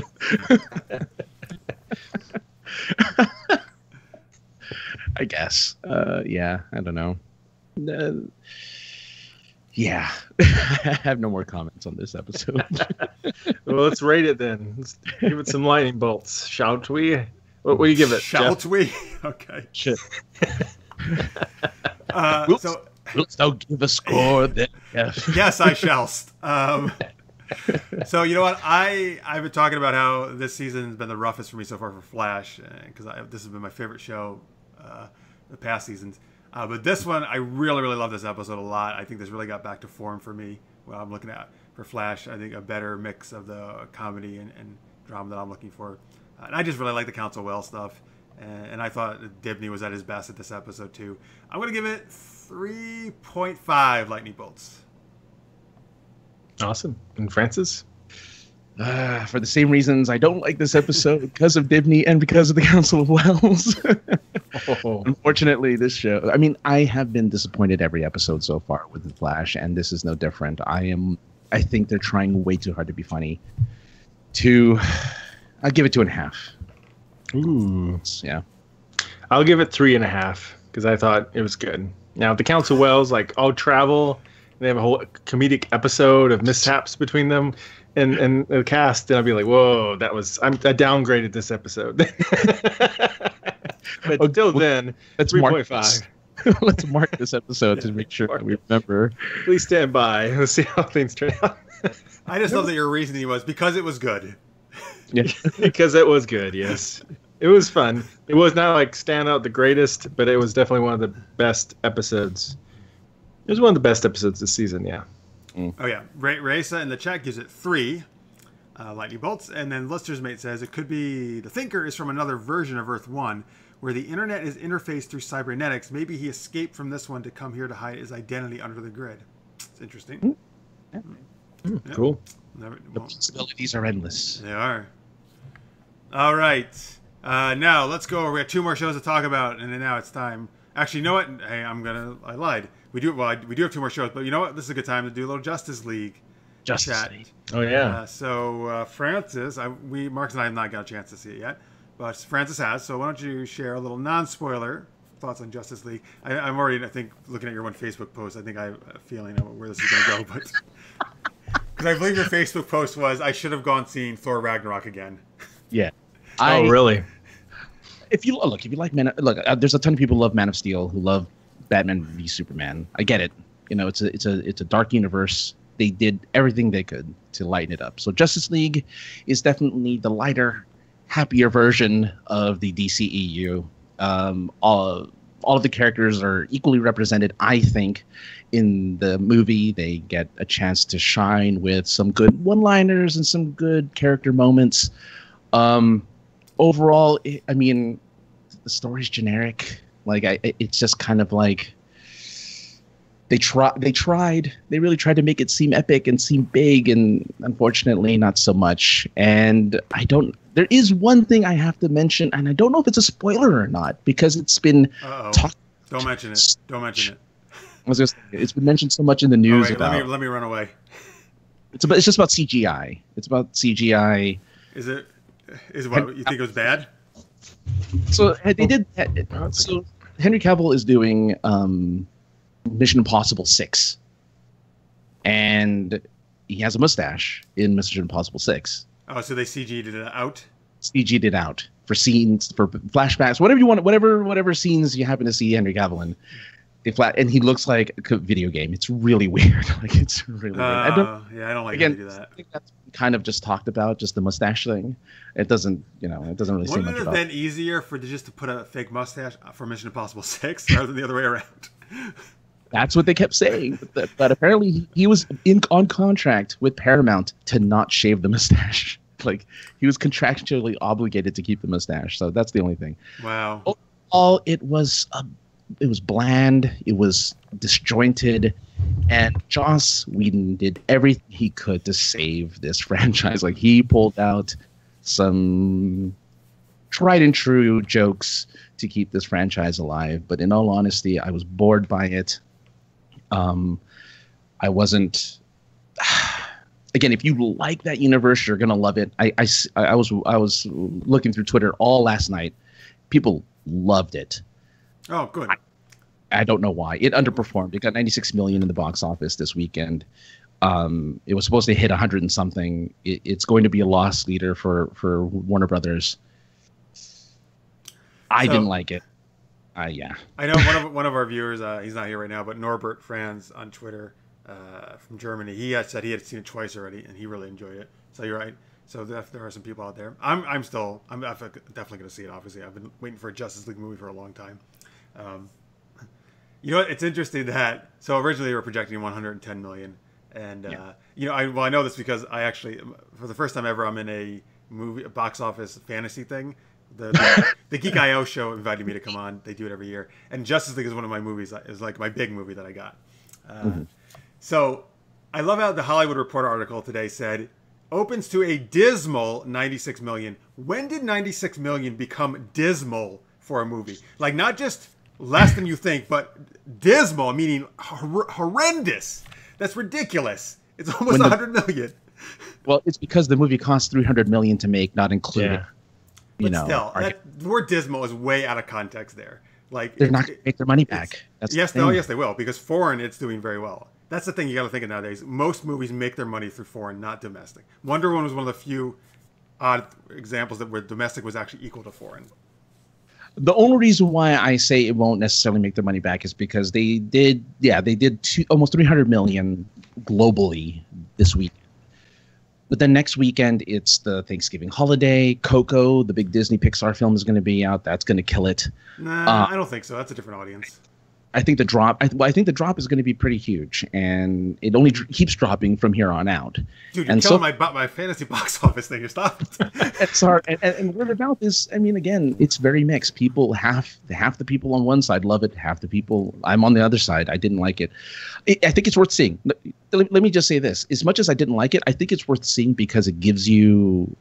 The characters themselves are what shine in this movie. Like seeing them interact with each other and kind of be a team is the whole movie. It's too bad that they were given a terrible storyline and terrible CGI, but everything else, like seeing them get together and be a team, is really why it's like seeing. That's why I want to see it. Nice. Yeah, if you can ignore kind of all of the other stuff, I think you'll really have a good time in this film. Unfortunately, I wasn't one of those people that did have a good time, but I get it. I understand why people like it, and I know that it'll have a huge kind of cult following moving forward. So, yeah, because it should have done better, right? Because Avengers was a big hit for Marvel. Well, Avengers did 200 or something in the first weekend or whatever. Yeah, well, and you got Thor. That's a third movie of a series. Thor of movies. overperformed. Yeah.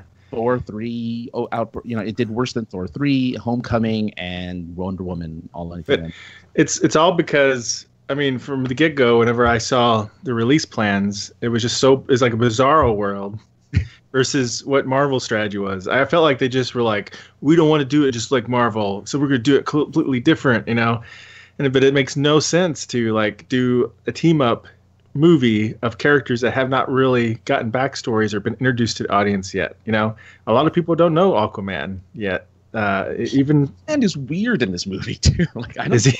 Yeah. They don't know Aquaman. One advantage they had, besides of course Superman, Batman, is that Wonder Woman was such a big hit right out of the gate. So that's a big draw. But otherwise, the way Marvel did it made complete sense. It should be how it's always done in any cinematic universe: is you introduce each individual character, then have them all group up, and then boom, box office success. Yeah. So, and I want to also like kind of just throw in there as well. I think, again, I mean, they went for they wanted to stick with a darker, brooding tone. They wanted these characters to be suffering the entire time. I felt like it, at least. Like they're always upset or they're always sad. Which I think didn't help the overall because in this franchise or in this movie, that's kind of not there anymore. They're not as brooding and they're not as sad. So that's kind of what they were trying to stick with the first two films, Man of Steel and Superman. Because they were happy Superman was dead. They're like, "Yay, Superman's dead!" Woo! No, they were not. Aquaman's like, "Now I could be a hero. I talk to fish. It's cool." It's kind of. Oh, you're not too wrong there. You're not too wrong. Oh, boy. But it's again. I actually think it's gonna still make a lot of money. Thanksgiving is actually a big weekend for movies. And here's the thing: foreign's gonna do it for them. I mean, it's already made back its money. So I mean, it's going to make, I think, plenty of money to make a profit still. I will say I can't explain. Get plenty of points, Jeff. Don't worry. No, I look. I don't really give a shit about that so much, to be honest with you. I was just joking around. I am surprised, like, because all the other, and Wonder Woman was almost the same. It was like 100 or 102, 3 or something opening. But the other ones, like Batman v Superman was 166, Suicide Squad 137 opening weekend, Man of Steel 116. Like, I thought Justice League out of all of those would make the most opening, you know? Like, I thought, I get Batman Superman maybe because it's the two iconic ones going together at each other. But, like, I don't get why, I'm not sure why it didn't. I thought it would make more, though. That's the thing. 3 strikes, man. 3 strikes. They tried. No, but it's not. Well, yes, but it is. But then they had a huge success with Wonder Woman. Because the success was so close, if anything, that should have made this better. More people should have been optimistic about it. I don't know. A lot. What I've been seeing a lot of people kind of speculating is this is off of the. They're not taking this off of the back of Wonder Woman. They're looking at this film off of the back of v Superman. Yeah, and Batman v Superman, as well as it did the first weekend, was disliked in general by the general audience. They did not like that film, and when you see Justice League, it looks like more of the same. Yeah. You know, well, so so I think they like, well, I didn't like Batman v Superman. Why would I like Justice League? And they decided not to go to the theaters. No, you could be right. Maybe you're right. People are a little. You know who the haters are? They're jaded. Sure. The haters are the people who don't have moms named Martha. Oh, so don't care about that. Marx is never going to let this go. Like, he will never let this go. For good reason too. Mark's never let. He brought it up in the interview last week. Did you really? Good. I do like. I read one like quick blurb of a review, I think from Yahoo or something, and they said it was nice to see the characters actually like being heroic, trying to save people, not cause damage, and kill innocent people, like in Man of Steel. So that's cool. I like hearing that. Joss Whedon make sure to put scenes like that in. Like I was reading up on what he added into the movie, and it was a lot of the people saving. Anything that was with people saving, that's all Joss Whedon. That's all him adding or reshooting scenes where they save people. Like, that's key for superheroes, right? I mean, that's the like Spider-Man, other people. That's always the cliche that the villains are like, oh, well, I'll put some people in danger so I can get away, right? That's your weakness or whatever. And you know, it's like the old school Superman be like, forget about them. Boom, you're dead. It's like not the Superman you would think the way he would react. That's what Ralph Dibny had to learn this week. Jeez. Right? They need to learn that lesson. So. All right, let me share some chat things. Kerry Johnson, he actually said he just came from watching Justice League, so that's why he wasn't watching us earlier. That's a good excuse, Kerry. He says, I liked it, but there were issues. It was definitely too swift/quick. It was not epic, but good. And then he goes on to say, DC could save itself with Wonder Woman movies based in 70s, 80s, 90s with period-appropriate stories and characters. I agree with you, sir. I actually think they should start like doing Wonder Woman in different decades, basically, for the Wonder Woman. That would be a good idea. Mm-hmm. And maybe just stop making other movies. Well, I don't want them to. I actually really just want them. I'm more of a fan of DC. I used to be more of a Marvel, but I actually really want DC to succeed, to be honest with you. And this is why I always try to like have their back, because I'm like, oh man, everybody's criticizing them, and I for legitimate reasons many times. But look, the Dark Knight trilogy was a big hit. Oh, amazing! Like, that's still see that for me still blows away anything Marvel's done. I'm like, Nolan just is the man. And that's kind of what Zack Snyder was trying to do with this trilogy. But just the last thing here with it is there's a mid credits and an after end of credit scene. So don't leave after the mid credit scene. So there's mid credit and end credit, right? Yeah. Mid credit. I don't care if it's that kind of movie or not. I always stay to the end of the credits. Oh, so many people left. It's surprising. You think a lot from the Marvel ones at least. I see a lot of people stay now because they know. You know. Yeah. The DC ones haven't done that, and so now people assume they don't. Yeah.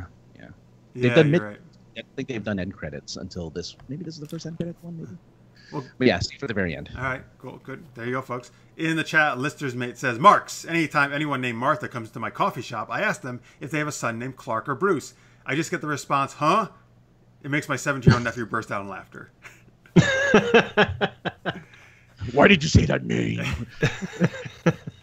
Well, if Marx went to your coffee shop, he good. would think it would be great that you did that. And he would I would it. think it would be great, yes. All right, thank you for those Justice League thoughts, Francis. Thank you, Carrie, for sharing those as well. Yeah, so Marx and I obviously are going to see it, so we'll see what we think. Definitely recommend. I'm so excited about it. I don't care. Good. I mean, look, just seeing more. I just like, I love Gal Gadot's Wonder Woman. I really like Ben Affleck as Batman. That's enough for me, to be honest with you. Well, Ben Affleck might not be Batman much longer. But he is in this movie. Yeah. Jake Gyllenhaal. Wait, are they really saying that? Because we were at Comic-Con, Marks, where he said, like, he said all those rumors, just forget about them and stuff, and they're still around? Oh, see, I don't trust any of that stuff, though, until it actually happens. Says Matt Reeves' new Batman movie. The Batman solo film will take place after Justice League and may star Jake Gyllenhaal. As Batman? As Batman, yeah. Interesting. I don't know. Well, all right. Okay. I don't know. So now we can go on to Legends of Tomorrow. And Marx is going to lead us into this. Alrighty, so this episode was episode 6 of season 3, named Helen Hunt, written by, Kato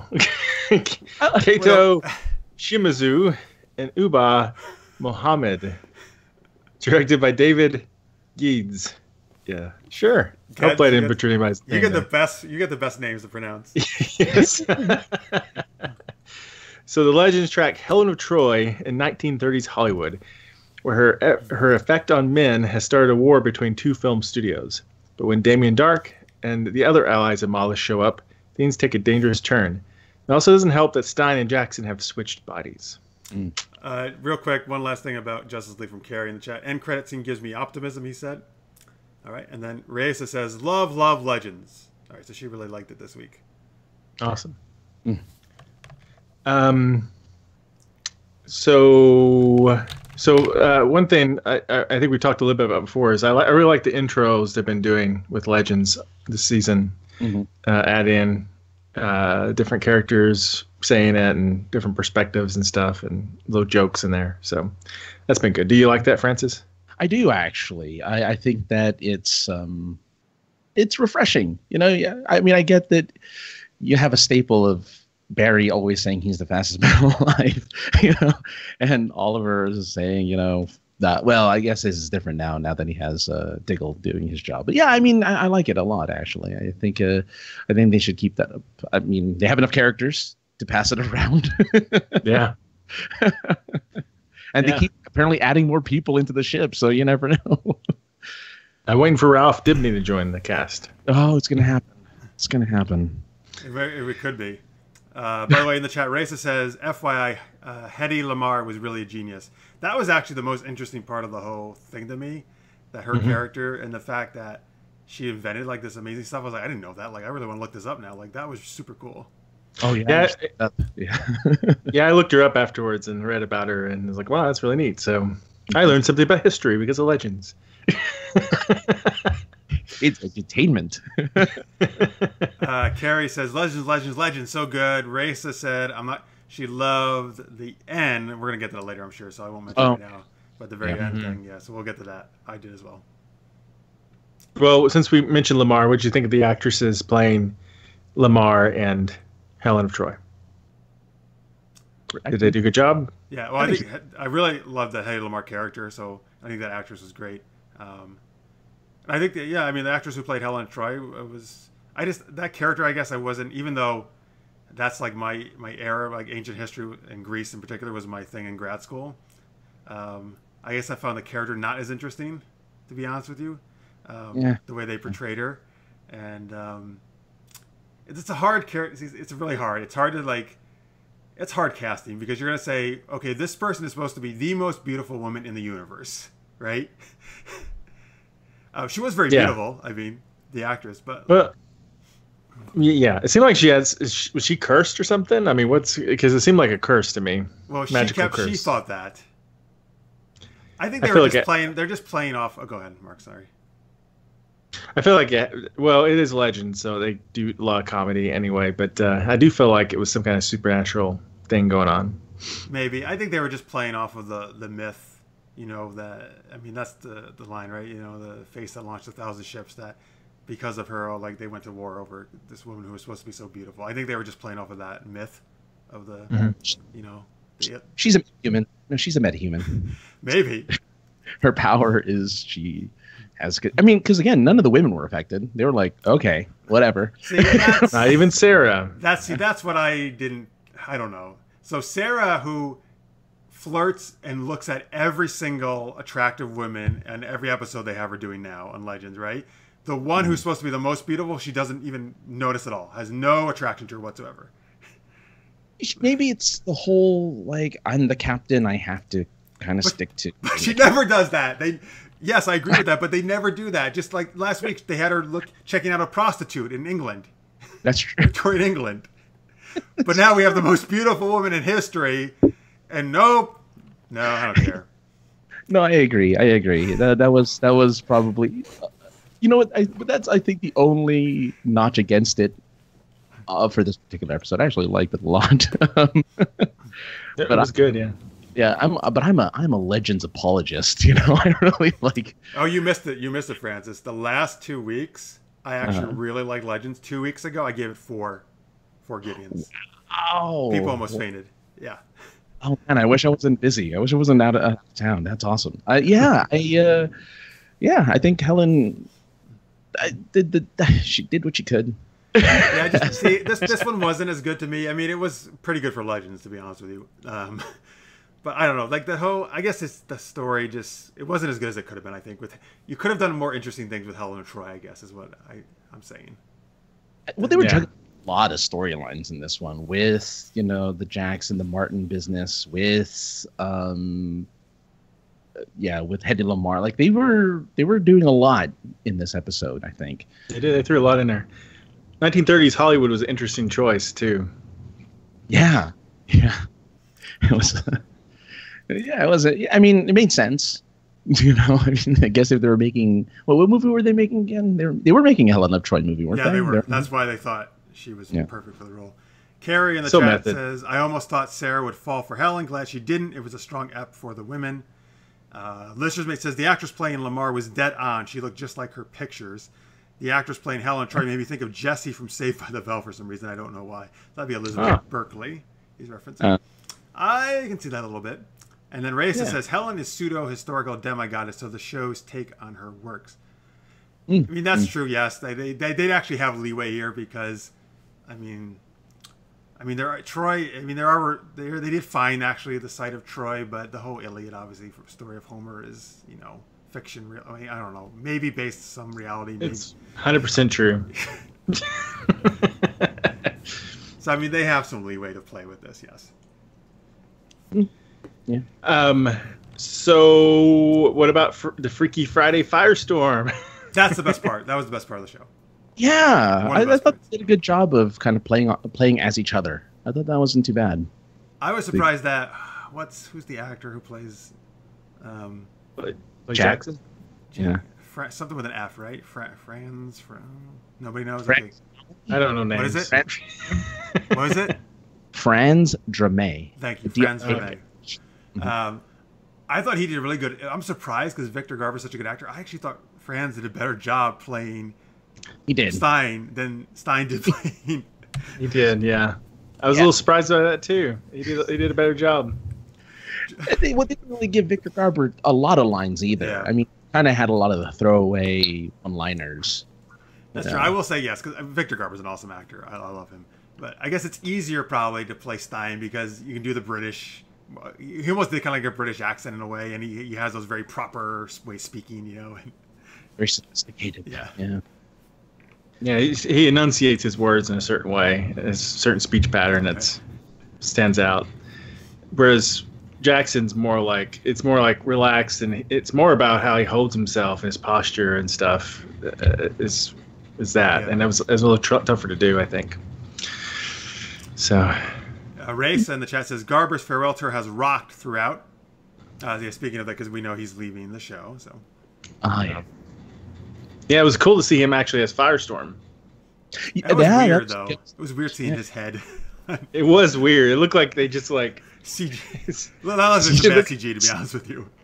It was. You ever get those jib jab?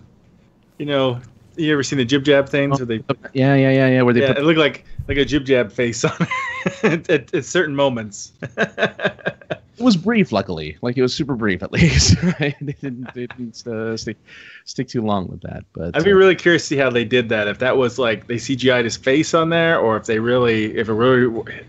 I just wonder if that was just a different actor and they didn't make a whole new suit for him. I'm guessing it was the. It was all the face. Yeah. Yeah. It was not well done. So. No. But it was, wow. that switching. I always think switching like that is fun. Getting the actors to play the other roles. That's always a lot of fun when shows do that. That is. It's a lot of fun. And they called him. I forgot who called him that, but the Nuclear Man. That was a good throwback to the comic books. Is that what he used to be called? Yeah, when he has Firestorm, the Nuclear Man is kind of how he was referenced, right? Yeah. Yep. So that was good. I think Lamar said that, right? What's that? Yes, you're right. Lamar said it. Yeah, you're right. Okay. It's kind of nice. I like when they do that. Like last week, that was Slade. Somebody goes, "The Terminator." You know, he used to be called Deathstroke the Terminator in the comic books. So it's good. Reyes says, by the way, she loved Dark's reaction to their switch. Yeah. Yeah. That's one of my favorite things about Damien Darhk. The character himself, I'm like, but that actor always delivers his lines so well and so great. So. And Victor Snyder just joined us in the chat. He says, "Hello, how's life today?" Hey, it's great. We're talking about DCEU shows. That's always good. Thank you, Victor, for joining us. We're on Legends of Tomorrow, by the way, if you just joined us.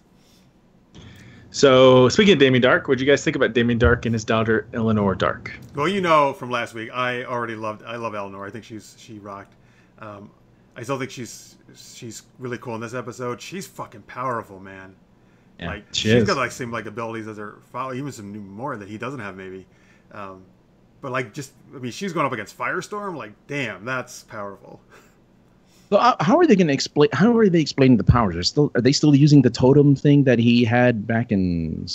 It looks like all these people are totem bearers, and whenever Mollis brings it back, the totem power is integrated in them somehow. Oh, okay. Oh, so Damien doesn't need the totem anymore to have his powers. It's now it's part of it. Okay. That's but trust me, in this show, I don't give a shit about any of that. I don't those explanations. Well, I mean, I was just curious because that was a thing. I'll be lucky if they explain anything that makes sense. And Kuwasa, is her name? Kuwasa. You know, she was from the animated Vixen series, and she got a water totem, and she died. And then when they brought her back, the water totem powers are part of her now. Oh, that's cool. Okay, that's fun. Cool. Yes, I think Eleanor's awesome. You know what? Damien is actually definitely better than in the past, where I couldn't stand him at all. He's actually palatable now. He definitely has more room to breathe as a villain in this one, because he's not playing against anyone else. It's just him now. Yeah, you're right. He doesn't have the fake Legion of Doom. Right. He doesn't. Yeah. Doesn't have you. In the chat, Raisa says, Dark's magic is acquired. Eleanor's is hereditary. Fun. And listeners may want to know, what was the deal with the Hollywood land sign? Was that an anachronism? And Raisa says, which is correct, no, it actually used to be Hollywood land in the 30s. That's the way the sign used to be. So they actually had that accurate. A lot of father-daughters, like a lot of lineage stuff going on with Legends, I'm noticing. There is, yeah. With Vixen and Kuwasa. Yeah, right? Yeah. And then Stein and his granddaughter and his daughter. Yeah. There's a lot of lineage stuff going on here. I'm curious if that's going to play any role with Mollis. Like, Mollis is really, I don't know, Sarah's... The baby! It's his granddaughter. It just got born. Stein's... No! Yeah. Because that baby should never existed in the first place, should it? That's true. Very true. It's going to be Vandal Savage's unknown child. That's what you think. Previously. Yeah. Oh, that'd be kind of funny, actually. Carrie in the chat says, by the way, what are the limits to Dark's power? I have no idea. It doesn't seem like they have a limit. Much of one, right? Not really. He's too powerful. That is part of the problem. He is pretty powerful. Well, with the totem, every time you kill someone, you get more power. I don't know if now how his powers work, but yeah. Race in the chat says Dark is Malice. It's a long con. That's interesting. No. I actually don't think Dark is going to be Malice. I think it's going to be somebody separate. Because it seems like Malice wanted Dark resurrected. Because Dark was dead, right? Yes. But Malice was speaking through Eleanor when Dark was still dead. So, I mean, it seems like he couldn't be, but... There's a time travel version of Dark. Yeah. In the future. Yeah, maybe. He once had to fix himself to be alive. No, I don't know. No, I know that's her theory. I think if it is going to be anybody that we've seen before that they don't introduce, this season, it's going to be... it would be Vandal Savage, because I think his death's really weird. When you think about like dying multiple timelines at the same time, and I mean, I feel like that would do something really weird to a person, right? I don't know. Oh, because I think that was he's kind of a good one-timer type of villain. I wouldn't. It's going to be Anatoly. That's what's going to happen. I was just thinking to say that. Wow, you read my mind. Yeah, David. By the way, if you came in late, folks, we had David Nykl, who plays Anatoly and Arrow, on our show earlier today. He was great. We had a really fun interview. You can go back and watch it. Yeah. But Malice would probably be just somebody totally different. It's going to be Thinker, probably. No. So what do you guys think about the whole Vixen granddaughter, Vixen lineage thing going on? Yeah. Yeah. I mean, I like their fight a lot. It was a cool fight. Yeah, Kawasa. It's Kawasa, right? Yes. So, yeah. I don't know why I have a hard time pronouncing that one, but I like her fighting style. It's got kind of this water flowing type movement thing going on. She did it more in a previous episode, but I do like that they made the extra effort to give her own kind of style going on. No, that's good. Francis is like, Francis is not a big. Yeah, he doesn't like that much. No, it's still underdeveloped. Like they're hinting at something, but they really haven't. They haven't really, other than they know now that they're related. It's kind of hard to say anything because they haven't really developed the character much, other than she kills people and she's menacing and she's like the T-1000 and stuff like that. That's pretty much the vastness of Kawasa for now. But I like that everyone is getting again, another theme is everyone has a totem of some sort now. Like everyone has some type of thing that connects them to family. Yeah, you're right. Big totem theme, as Marx has said before. Raisa says in the chat, Amaya screwed, so much baggage. And then she also had said she loves Dark. And Victor says, Dead or Alive, Dark is a great character to watch. Wow, a lot of Dark fans. Man, I didn't know that. Interesting. I think Dark got better after Arrow. Like Dark, I didn't like Dark in Arrow, but now that he has people with actual powers to fight against, I think now he's more of an interesting character. Yeah. Yeah, and the actor does a good job with them. Oh, yeah. No, Neil McDonough's a really good actor. Raisa says Grodd will be restful for her next week. So yeah, I knew Grodd was coming up on Legends, so I guess we're getting him next week, it sounds like. Then. It's the cool. Constantine episode. It's the what? Yeah, what? The Constantine episode that's supposed to happen. Is Constantine next week too in Legends? Oh, I don't know when Constantine. Oh, but he's coming up sometime. He's supposed to be. Yeah. Oh, all right, that's cool. Yeah, and they have some good comedy. I mean, what did you guys think about Ray Palmer's "Oh pancakes" line? Is that when they switched? Yeah. Yeah, I think so. When he realized has he ever said that before? No. No, I don't think it so. It sounded like that was trying to be his signature line or something. They were trying to make that out to be. I don't know. I wouldn't mind it if it was. Actually, the way they made his character, that'd be perfect. Yeah. I wouldn't mind that if it became his line. That'd be great. Oh, pancakes. It's like the wholesome oh shit. Yeah. And the whole bringing his prize horses or something like that, and the guy goes, "Oh, prize whores!" Like, what'd you say? That was a good line, though. I don't know why they had. Did he just say like there was no reason for that line? Oh yes, he said whores. You heard him. Just punch him. It's again, it's the show being dumb and knowing it's dumb, and I love it. It's just so good at being that way. Lister's mate says it's going to be interesting seeing Grodd's part in the Legends universe. I love Grodd. He does love Grodd. He thought Savitar was Grodd actually, or Grodd was Savitar last season on Flash. Oh wow, okay, interesting. All right, come on, Marks. That's the best part of the whole thing. Let's hear it. Oh, the best part. We got a little Wonder Woman nod where they dropped her off at with the Amazonians, right? Yeah. As soon as he said, like, it's a warrior woman, they showed the island, I was like, oh, fuck. I didn't say, oh, pancakes. I said, oh, fuck. Oh, pancakes. I said, oh, pancakes. Like, oh, my God, this is so cool. They're doing Themyscira, and they're working in Wonder Woman. Like, that was, I thought, actually pretty brilliant. That was a great idea. Yeah, I hope they have some Themyscirans in the show. Not necessarily Wonder. I can't imagine they'll do Wonder Woman, but they probably don't. Warner Brothers would never. Yeah, no. Warner Brothers won't allow that. And good reason, because they'll totally fuck her up.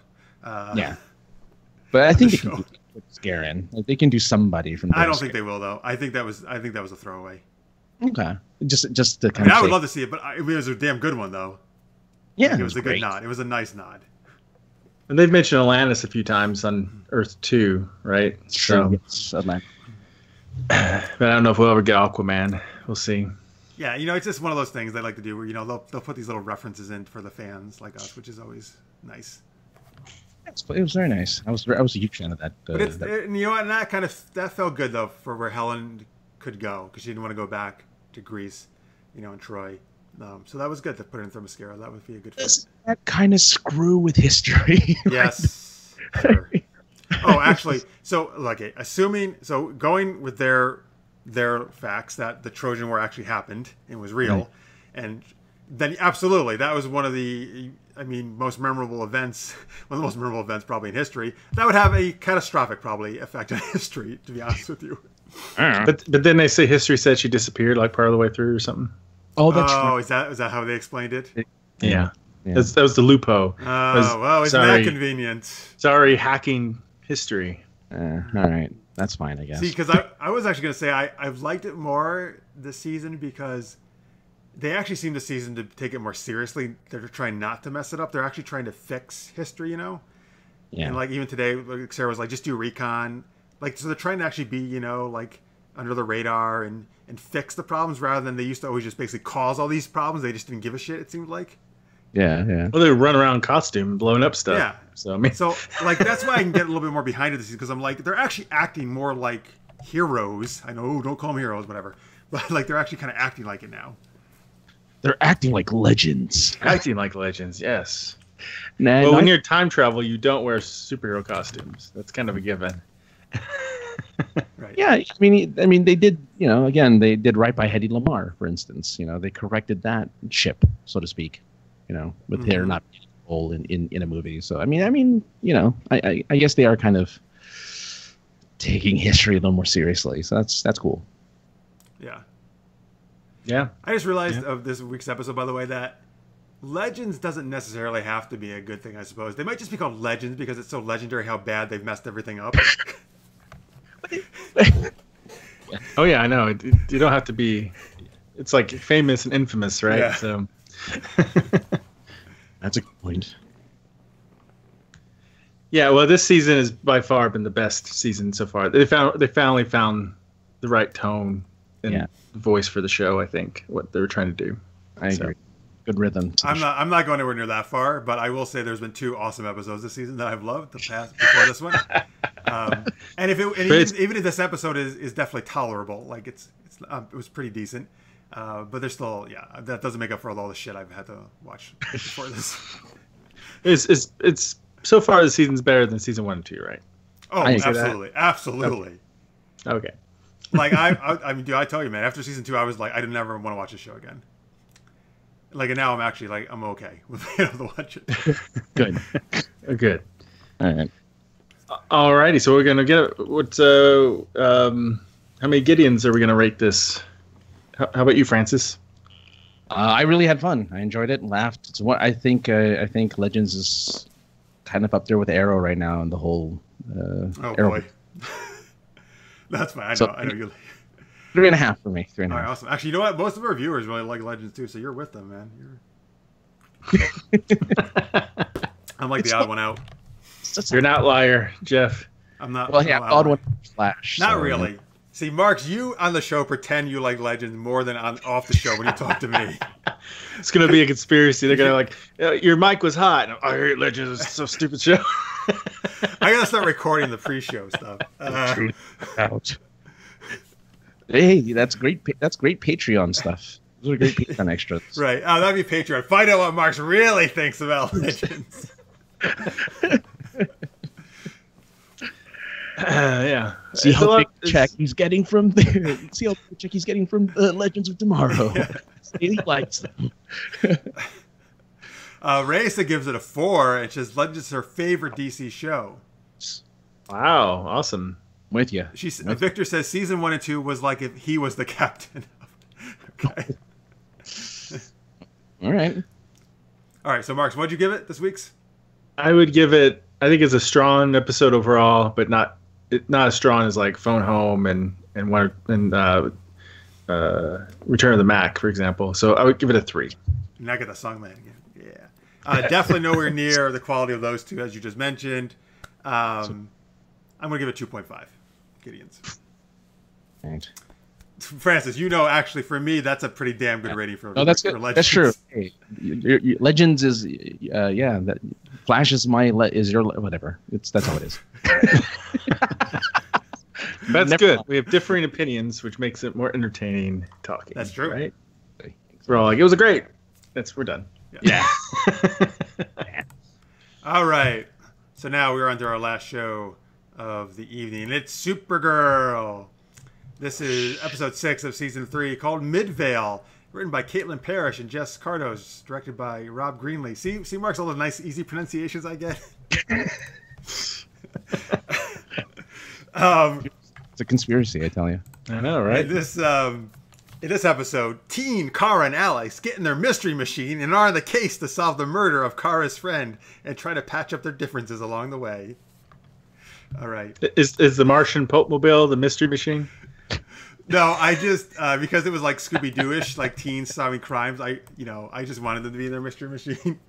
Yeah. But yes, wait, it's not the Martian Pope Mobile. It's his car, not his father's car. Yeah, I know it is. We'll call it the Martian Pope Mobile because that's a great name. Yeah, I agree. Mark, sorry, I don't know if you were here. Marx calls John's father the Martian Pope. I can see it. Yeah. Yeah, nice. Good. All right. Did you say that his face when he was on the show last time? No. I wanted Mark to do that, but he didn't. He didn't say it took Carl. No, I did not. I was so tempted, but he had such well thought out, well spoken answers. I just couldn't go pick up answer back. Martian Pope, It would have been great though. That would have been great. Yeah, it would have been a little out of tone. Yeah.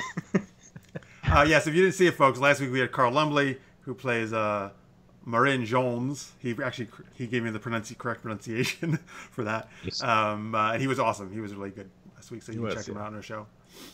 Anyway, all right, so I'm interested to hear your guys' thoughts. Because I read one review for some person who didn't really like this online, but I actually love this episode. I really dug Teen, Kara, and Alex and like setting it back in the day when they were in high school. Particularly, let's talk about the actresses first. So Isabella Vidovic played Kara, and Olivia Nikonin. So those are some hard pronunciations. Played Alex. Wow. Yeah. They're I think Isabella's Serbian. I think I read or something. Anyway, so these are actually 2 new actresses this season. They had 2 different actresses at the seasons 1 and 2 playing young Kara and Alex. So I actually thought they were awesome. They were both really good, and interesting that they both actually really resembled, I felt, the adult stars, and they sounded like them. Like I was like, holy shit, this is a perfect casting. What did you guys think of them? I agree. I liked them. They're great. If you had bad eyesight, you would think they were the actors. Like, oh, they got the actors playing in high school. This is so great. But no, they look so much like them. They got the mannerisms down and speech patterns and everything down really well. And they're very talented actresses. I hope we get to see young versions of them again. We're gonna get Arrow flashbacks now on Supergirl. Just freaking. I mean, you know what? I actually would be okay with a whole show just about these 2 teens solving crimes. Yeah, they put a lot of effort in that. I felt like this was like a backdoor pilot for a show almost. It was like they put a lot of work in this. Okay, so wait, let me share some stuff because I know, Francis, you're already thinking it, but I'll get to this in a second. First, Victor says, I like the Supergirl. My sisters act that way all the time. The writers nailed how teenage sisters treat each other. Lister's Mate says, Supergirl this week was too much like a teen drama. It felt like I was watching Riverdale. I was waiting for you to say that. Instead of Supergirl, I'm just basing it on the commercials I've seen since I don't watch Riverdale. Like, I thought somebody was going to say, I thought somebody was going to compare this to Riverdale, to be honest with you, this episodes, but again, I haven't seen Riverdale. Riverdale's right across the river from Midvale. Yeah, right, exactly. They're very close in name. Imagine they actually had one of those guys cameo in it. That'd be amazing. I would love that. Yeah, I can definitely see a good comparison between this and Riverdale. I think it had the same kind of melodrama. It had the same kind of teenage angst that Riverdale has. But this was good? Sorry, I couldn't resist. We're going to have differing opinions on this episode as well. I like to give you a hard time about Riverdale. Yeah. I mean, look, the actresses did really well as their characters. I will tell you that much. They did. I thought they were really great as Kara and Alex. Marisa in the chat agrees. The young actresses were dead on. Absolutely. So, all right. So we love the actresses. Let's talk about the actual teen murder mystery storyline. I actually dug it. Even though we didn't see much of him, I actually really liked Kenny, her friend who died very soon. But like, he was a really nice guy. And he was trying to be their friend, and I wanted them to kiss. So I was really behind that. I wanted them to solve that, like, who killed him. Like, I wanted him to get justice for him. What did you guys think? I think if you want to see a show like that every single week, I can suggest one to you right now. No, forget it. Maybe you really would like it, Jeff. I don't know. No, because that show to me just seems like overly melodramatic, like to the extreme. It is over the top, I'll admit. That's because they don't have superpowers. They gotta compensate some other way. Oh, interesting. Before you guys chime in there, Raisa says this ep filmed when Melissa Benoist was on vacation. Interesting. Okay. Well, I guess that would make sense, I suppose, if they're going to shoot this one when the actors aren't, because they didn't need those actors very much. Obviously, the adult ones were barely in it. Yeah, I was thinking, man, this is a great break for the regular cast. Yeah, the other cast wasn't even at all. You're right. Yeah. Vacations for everybody. Woo! Hey, take it. Let's do this every season. That was oh, go ahead. Sorry. Victor says Kenny always dies. It's the South Park rule. The jock guy met. He actually made a joke about that. Oh my God, they killed Kenny. So, Mark, what do you think though? Like the whole murder mystery and them solving it and stuff. I liked it overall. It reminded me a lot of like an episode of Smallville in a way, which was fitting since they had Chloe sort of guest star. Yes. That was so awesome. Yeah, so like that. Dude, I was. You know what? I actually went and looked up afterwards because I wasn't positive if Chloe existed in the comics, but she didn't. She was actually created for Smallville. I found out. Yeah, they introduced her in the comics later, but Smallville originated her. So I was like, this is so amazing. They're actually referencing Smallville by mentioning Chloe, and I love Smallville, so that was just perfect. The Wall of Weird. Yeah. Yeah, they mentioned the Wall of Weird. I was like, this is so cool. Yeah, that's so I really like that nod to Smallville, and because I'd heard rumors that Chloe might actually make an appearance, like the character Chloe, in one of the shows. I don't know if that's going to happen or not, but maybe this was the appearance that is rumored or something. I don't know. So I'm trying to think. It depends on how they do it, I guess. If Chloe is supposed to be the same age as Clark, she would have been an adult even back then at that time, right? Or her 20s, probably. Yeah. Clark is obviously definitely older than Kara. Yeah. Yeah, so Chloe would be, whatever, which would actually match up with Smallville's timeline. How long ago was Smallville on? When it ended, I think maybe 6 years. Yeah, so the 10 years before when it began.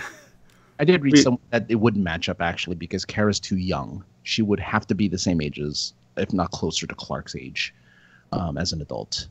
If this was supposed to be parallel with Smallville, because when she shows up in the show, she's like an adult. Oh yeah, I don't think it can really match up exactly with Smallville. It's not. I mean, Smallville is not in this universe, but I'm just curious. But yeah, I like the murder mystery overall. There's enough twists and turns to keep it interesting, and I did like Kenny also, or Ken. Was it Ken or Kenny? Kenny. Kenny. What was funny was when they said his name, Kenny Lee or whatever. I thought they said Kenny Lane for a second. I'm like, what is this? Kryptonians got for people with last name Lane. Everyone loves a good Lane, yes. So yeah, they did enough. Kudos to the actor and the writers. That actor, that character was barely on there, but it was enough to me to really like the character. I'm sorry to see him get killed, and sorry we didn't see more of him right off the bat. Yeah. What about you, Francis? I mean, it was fine. I feel like they're kind of re-emphasizing stuff they've already established. You know what I mean? Like this relationship between Kara and Alex. They've already kind of showed how through modern times, like in the present, their relationship is already well established. And I feel like this was kind of a weird filler episode, like a weird kind of throwaway episode, just so that Melissa could have a vacation. It wasn't just for that. I mean, but I mean, it's just, I don't know. I didn't get too much out of it, other than, yes, I guess now I see the Riverdale connection. Oh man, I thought you would get that right away. Wow. Well, it's just, again, not enough melodrama, but right. Otherwise, yeah, I mean, it was, yeah. Again, I think the highlight were definitely the young actresses who played the characters. I think, if anything, that made this episode bearable was them. Otherwise, I didn't really. Bearable? Oh, come on, it was amazing. See, folks, Francis is on the show just to have the total opposite opinion of me. I got bored. I kind of got bored in the middle. I did. I mean, it was just I loved it. Lanier just joined us in the chat. Hello, Ryan. Thank you for joining us, sir. Always good to see you. Yeah, I don't know. I liked it. Oh, I'm sorry. Go ahead. I was going to say, there's something about high school set things, and maybe because it's such a time of our lives that has a big impact on us. I don't know. Like, it's always very I always like watching the characters in high school, like, and going back to seeing how they were. So I think that was part of the interest to me as well. Yes. If we had Teen Titans, we could get that. Oh, well, we will soon. I think this would have worked better as interspersed flashbacks a la Arrow, where it's just going back and forth between the present and the past and kind of paralleling, the telescope and all that stuff. I think it would have worked better as that. I think staying there the entire time, again, just didn't work for me.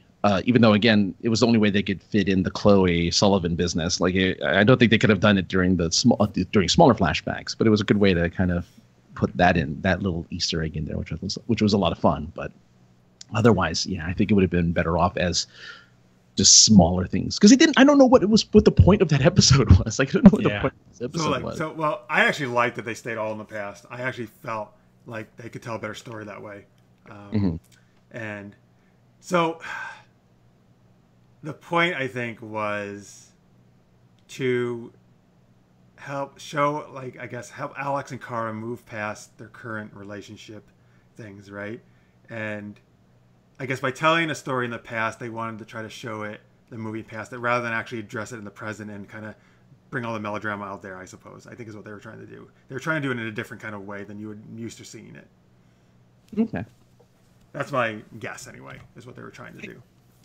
It's just, they don't even reference, like, the whole Kenny thing until the very last, 5, obviously because they're back in the present, but, like, I don't know. It just... Yeah, the transition to the flashback was a little jarring at first. So that's one thing they could have maybe done a little different. So it'd been a little smoother and connected more to the end of it. And usually in flashbacks, you want to have something to reveal something you didn't know before. That's what makes flashback pay off. And I'm not sure if they did that or not. But it still made a good story. And it was good performances and stuff. So I mean, I think this was a sisters episode for them. And I think they wanted to show... hashtag feminism. That was a flash last week, right? Yeah. I think they basically kind of wanted to say, we want to tell a story where we showed where Alex and Kara really finally became true sisters. Like, and they weren't always that way, and Alex didn't always actually really dig having her as, coming into the family. And we want to show we see them as they really love each other now, and I think they want to show this is how that got started. But I think if it connected more to the breakup, like if there was a bit more kind of obvious kind of connection to the breakup with that Alex that just went through. Like I think it would have made more of an impact for me. Like it would have made more sense. Like this episode would have clicked more for me. It was just like, okay, well, Alex is now sad, just like Carol was at some point. Now what? And then they just do this weird random flashback of like, hey, we were young once and we hated each other, but now we like each other. It's like, well, we knew that already. That's something that's already established. But that's just how I saw the episode. No, I mean, I see that. Look, I mean, I'll be honest with you. My Scooby-Doo is my favorite thing, so I'm all about teens solving mysteries. So they need a dog named Crypto. Oh yeah, it's a good idea. Oh, that'd be nice. But again, you know what? The actors were just so damn good too. Like I would just watch them just because they're so awesome. And they could call it Midvale, because isn't that the name of the town that they're in? Yeah, right. Let's call it Midvale. Yeah, you're right. Yeah, have a whole spin-off. I mean, you are right, Marx. This could work as a backdoor pilot. I don't think that's what they're doing at all, but yeah, but it felt like one. Yeah. But I'd be 100% down with that, man. Guys, if you want to do another show, Midvale, Birds of Prey, get rid of Legends. Sorry. Marx, come on. You cannot tell me you would not prefer Birds of Prey show to Legends of Tomorrow. You always, this is the thing, man. He always tips me like this. And then off the... You're like Two-Face. We can have start both. Calling you. You're like Two-Face. We could have both. You haven't even seen all the episodes this season, and I have of Legends. Well, you know, it's because. But that shows you you've seen all the other ones. See, that tells me Legends is not as important as the other ones to you. That's because my video on demand apparently did not want to put episode 2 up online for some reason. I don't know why. I hacked into it actually. I shot an arrow and hacked into it.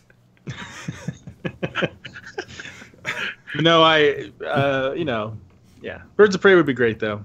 I never wish anyone's favorite show to be canceled. No, like I know some people say I never would. No, I don't wish that either. But me personally, I would much prefer other shows to be on. Race in the chat says super pets, please. Yeah, that would be fun. Yeah, there is a super cat in there out there somewhere, I think, right? A super cat? Yeah. What? Super cat. Who is a super cat? Superman. Yep. Oh, I thought you meant in the shows they've already established. I was like, what? No, there's like a super cat. I don't know what the name of the cat is, but Superman is Crypto. He has a cat too, though. Yeah, I didn't know that. Right. I forgot the name of the cat, but yeah. And then I think wasn't there a super horse? Oh, all right, come on, this is getting ridiculous. I think so. I didn't write it. super ferret. Yeah. Super. Animals were in there during that time. I don't know. There was a time whenever talking gorillas were in too in comic books. That's a good point. One thing I want to ask you guys about, this is the one thing that didn't make sense to me. Based on past stuff in this show, and I looked up online in Arrowverse wiki, the timeline is not actually fitting what they're doing here. So this episode is 10 years in the past, they said. Right? Okay. So in the Kara, they said is 15. That's this time. But she's supposed to be in present day 27 or 28, not 25. According to, like, at least what I looked at through the timeline of, if the Arrowverse wiki is correct, which I think it is, and I thought she started at 25 anyway, season 1. So I think they've got their years a little bit messed up, I'm going to say timeline-wise here. They're rounding down. Yeah. I also could have sworn Alex said she was 30 last season. Am I just making that up? She said, she's probably. But again, it's Flashpoint. This would make her like 27 or 28 at the most. Maybe. Yeah. I don't know. Probably nobody cares about that, but for me, like I don't know, like the dates I actually like them to line up. Look, you know what people do care about? What? They care about that Supergirl's super horse name was Comet. And the super cat was Streaky the super cat. Oh, that's a great name. Streaky the super cat. Was that Supergirl's cat or Superman's? It was First Period Action Comics 261. Oh, part of the Legion of Super Pets. Whoa. There was a Legion of Super Pets? Yeah. Are you making that up? No. Oh, man. There's the spin-off we need. Legion of Super Pets. That's what we do. We do need that. Yeah. So. My gosh, there was a super monkey too called Beppo.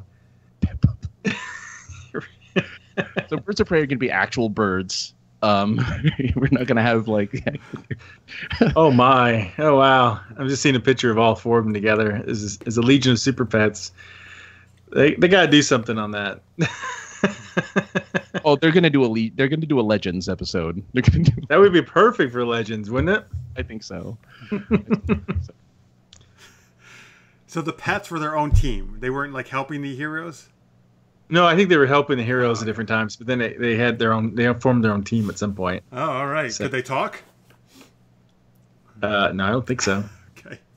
That would be crazy. She's like, that's ridiculous. Sheesh. They can fly and have super strength, but the talking bit. Oh, come on now. Don't be ridiculous. So in the chat, Victor says a super horse is called a Pegasus. That is kind of a super horse, yeah. Carrie Johnson says, I love the episode and Chloe references. Too bad what Allison Mack is accused of in real life. I actually know what he's talking about. Oh, yeah. And you know what? So believe it or not, Marx, that group is headquartered here in Albany, where I am. Oh, really? I actually know several people. Wow. Yeah. If you don't, folks, I don't want to get too much into it because that's not what we talk about here, but look up Nexium or Executive Success Programs. It's a group, unfortunately, that has been accused of being a cult. And their leader is a very strange individual who he definitely does very cult-like things, it seems like. Yeah, not good stuff. It's unfortunate she's involved in that. Who you go out with coffee with, and his mom's name is Martha.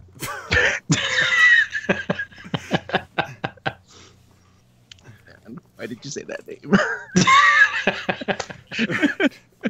But anyway, Chloe is a cool character still, though. Yes. Yes. So we like to reference her. Yeah. Yeah. They'll recast her. Oh, well, yeah, they're not going to actually use any of the Smallville. Well, if they used any of the Smallville actors, they would have them play different roles, obviously, like Erica Durant. Obviously, who's playing her mother now. Yeah. Oh, that's what I forgot to mention. So Erica Durant was in this episode, playing supposedly an FBI agent. Oh, right. Right, and that at first I was like, that's really weird. They're trying to make it like this FBI agent looks exactly like her mother. Like, come on, guys.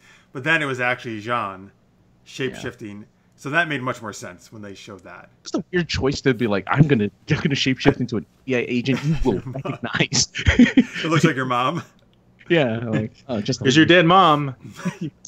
You listen to me now. It's a weird choice, though. How does he know what her mom looks like? The mind. He can read her mind. Oh, okay. That's right. The mind.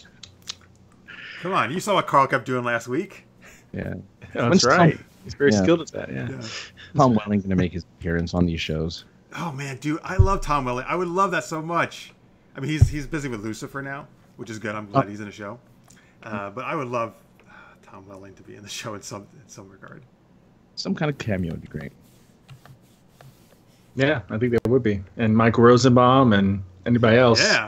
Yeah, I don't see why not. I'm trying to think. The girl who's the actor who played Green Arrow in the Justin somebody. Justin Long? No, not Justin Long. That's another guy.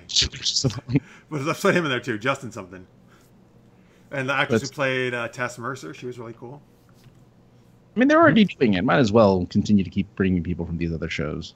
Well. I mean, I always love it. It seems like it seems like all the fans seem to love that, at least pretty much, right? When they do that, I do. Yeah, no, I love that. Nobody do.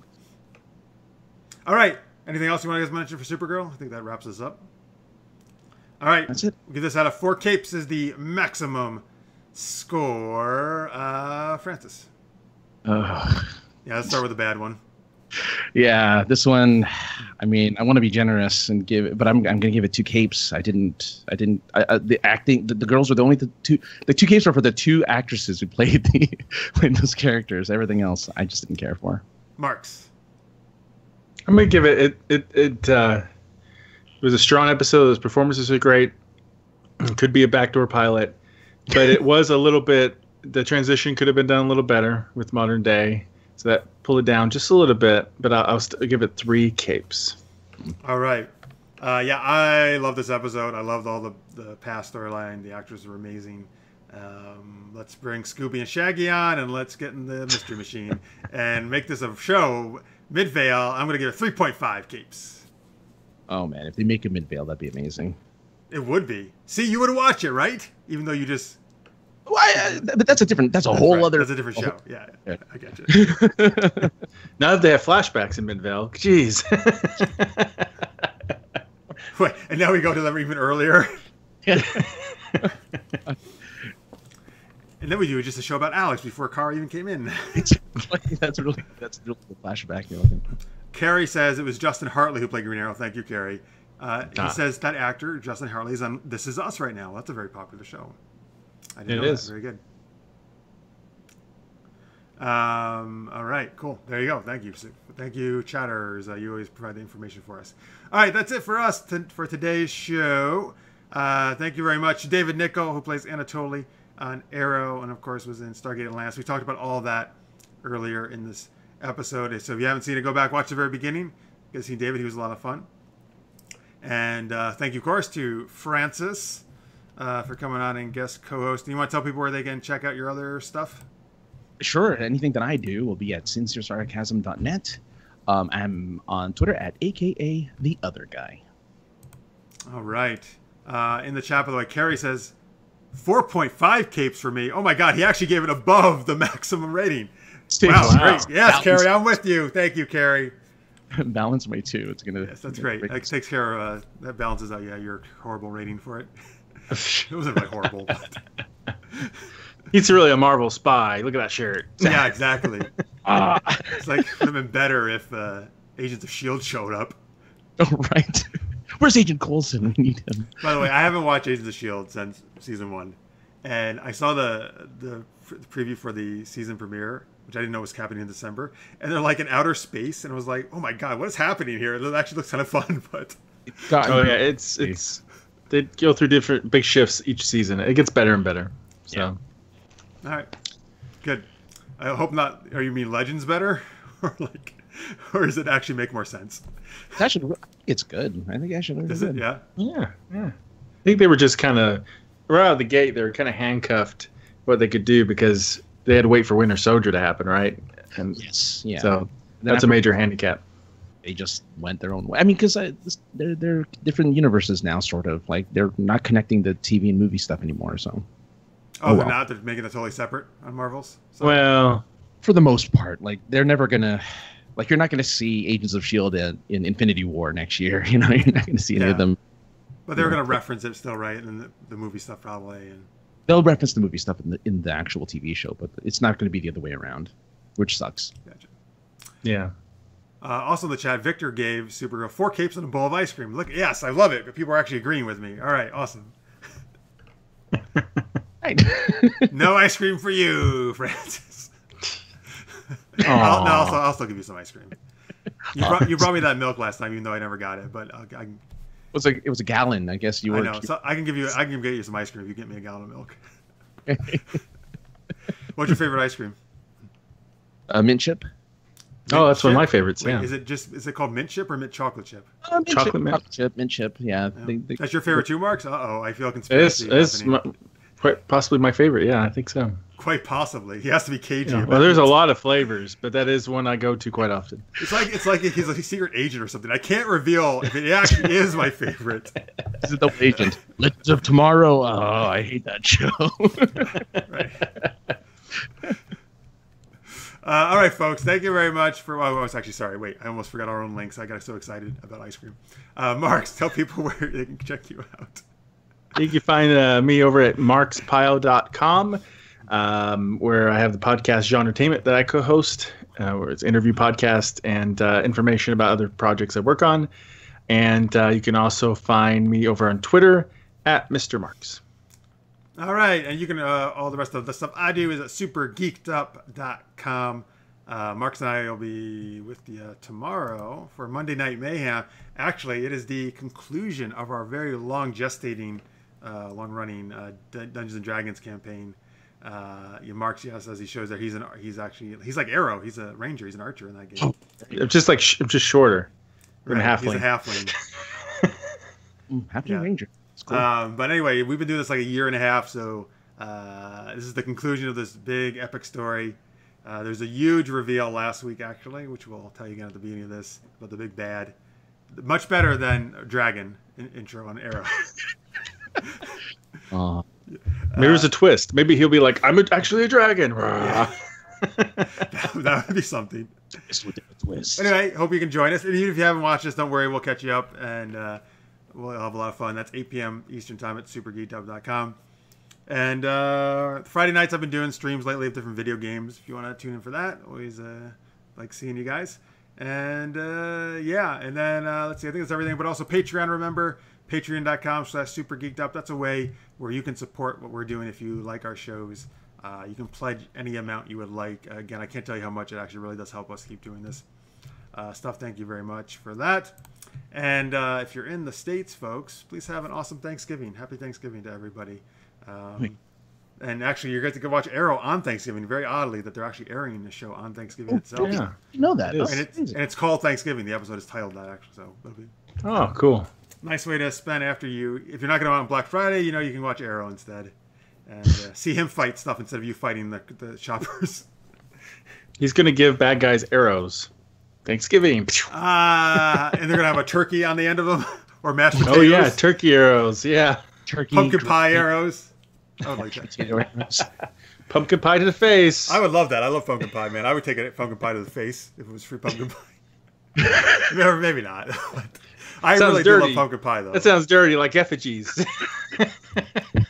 Wait, who said the thing about effigy? Oh, Mick? Was it Ralph Mick? Dibny. No, Ralph Dibny. That's right.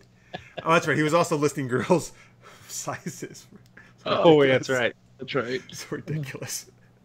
I can't understand why Francis doesn't think he's a classy guy. Yeah. All right, listeners, make us happy Thanksgiving, everyone. Yes, if you celebrate it, if you're in the States, I hope you have a great one. Have some good food. I guess that's it. We will see you next week because there are new episodes, so we'll talk about all of them. And then we're going to get ready for the big Earth X crossover event, which is the following week. That is going to be quite epic, I'm sure. Yeah, Do we have a guest next week? Oh, we do. Oh my God! Thank you, Mark. Thank you for reminding me. I even have the screen prepared. We do have a guest next week. It is Amy Gumanek, who plays Cupid in Arrow. She had to reschedule from a couple of weeks ago, so she will be joining us.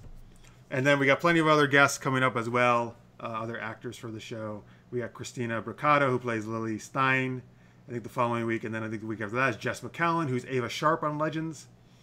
And yeah, lots of cool people coming up, folks. So please keep tuning in. Awesome. Please keep tell people about the show if you like it. That's what we really want to have more people watching, chatting with us. So we love you guys, but please tell your friends, tell your enemies, tell just random people on the street. Like we thought, David wanted Marx to do about Anatoly. Yeah, I tell people about Anatoly all the time. I'm just like, Yeah. So tell people about DC Action Hour if you see them. If you see them wearing a DC shirt, tell them about it. Hey, you should watch DC Action Hour. It's amazing. Here's a sticker. Oh, we should get stickers to hand out. we should. Good idea. All right, that's it. Thank you, everybody. Thank you for chatting. If you're watching post, you can leave comments. We love hearing from you as always. We will see you next week, everybody. Have a good one. Bye. Bye.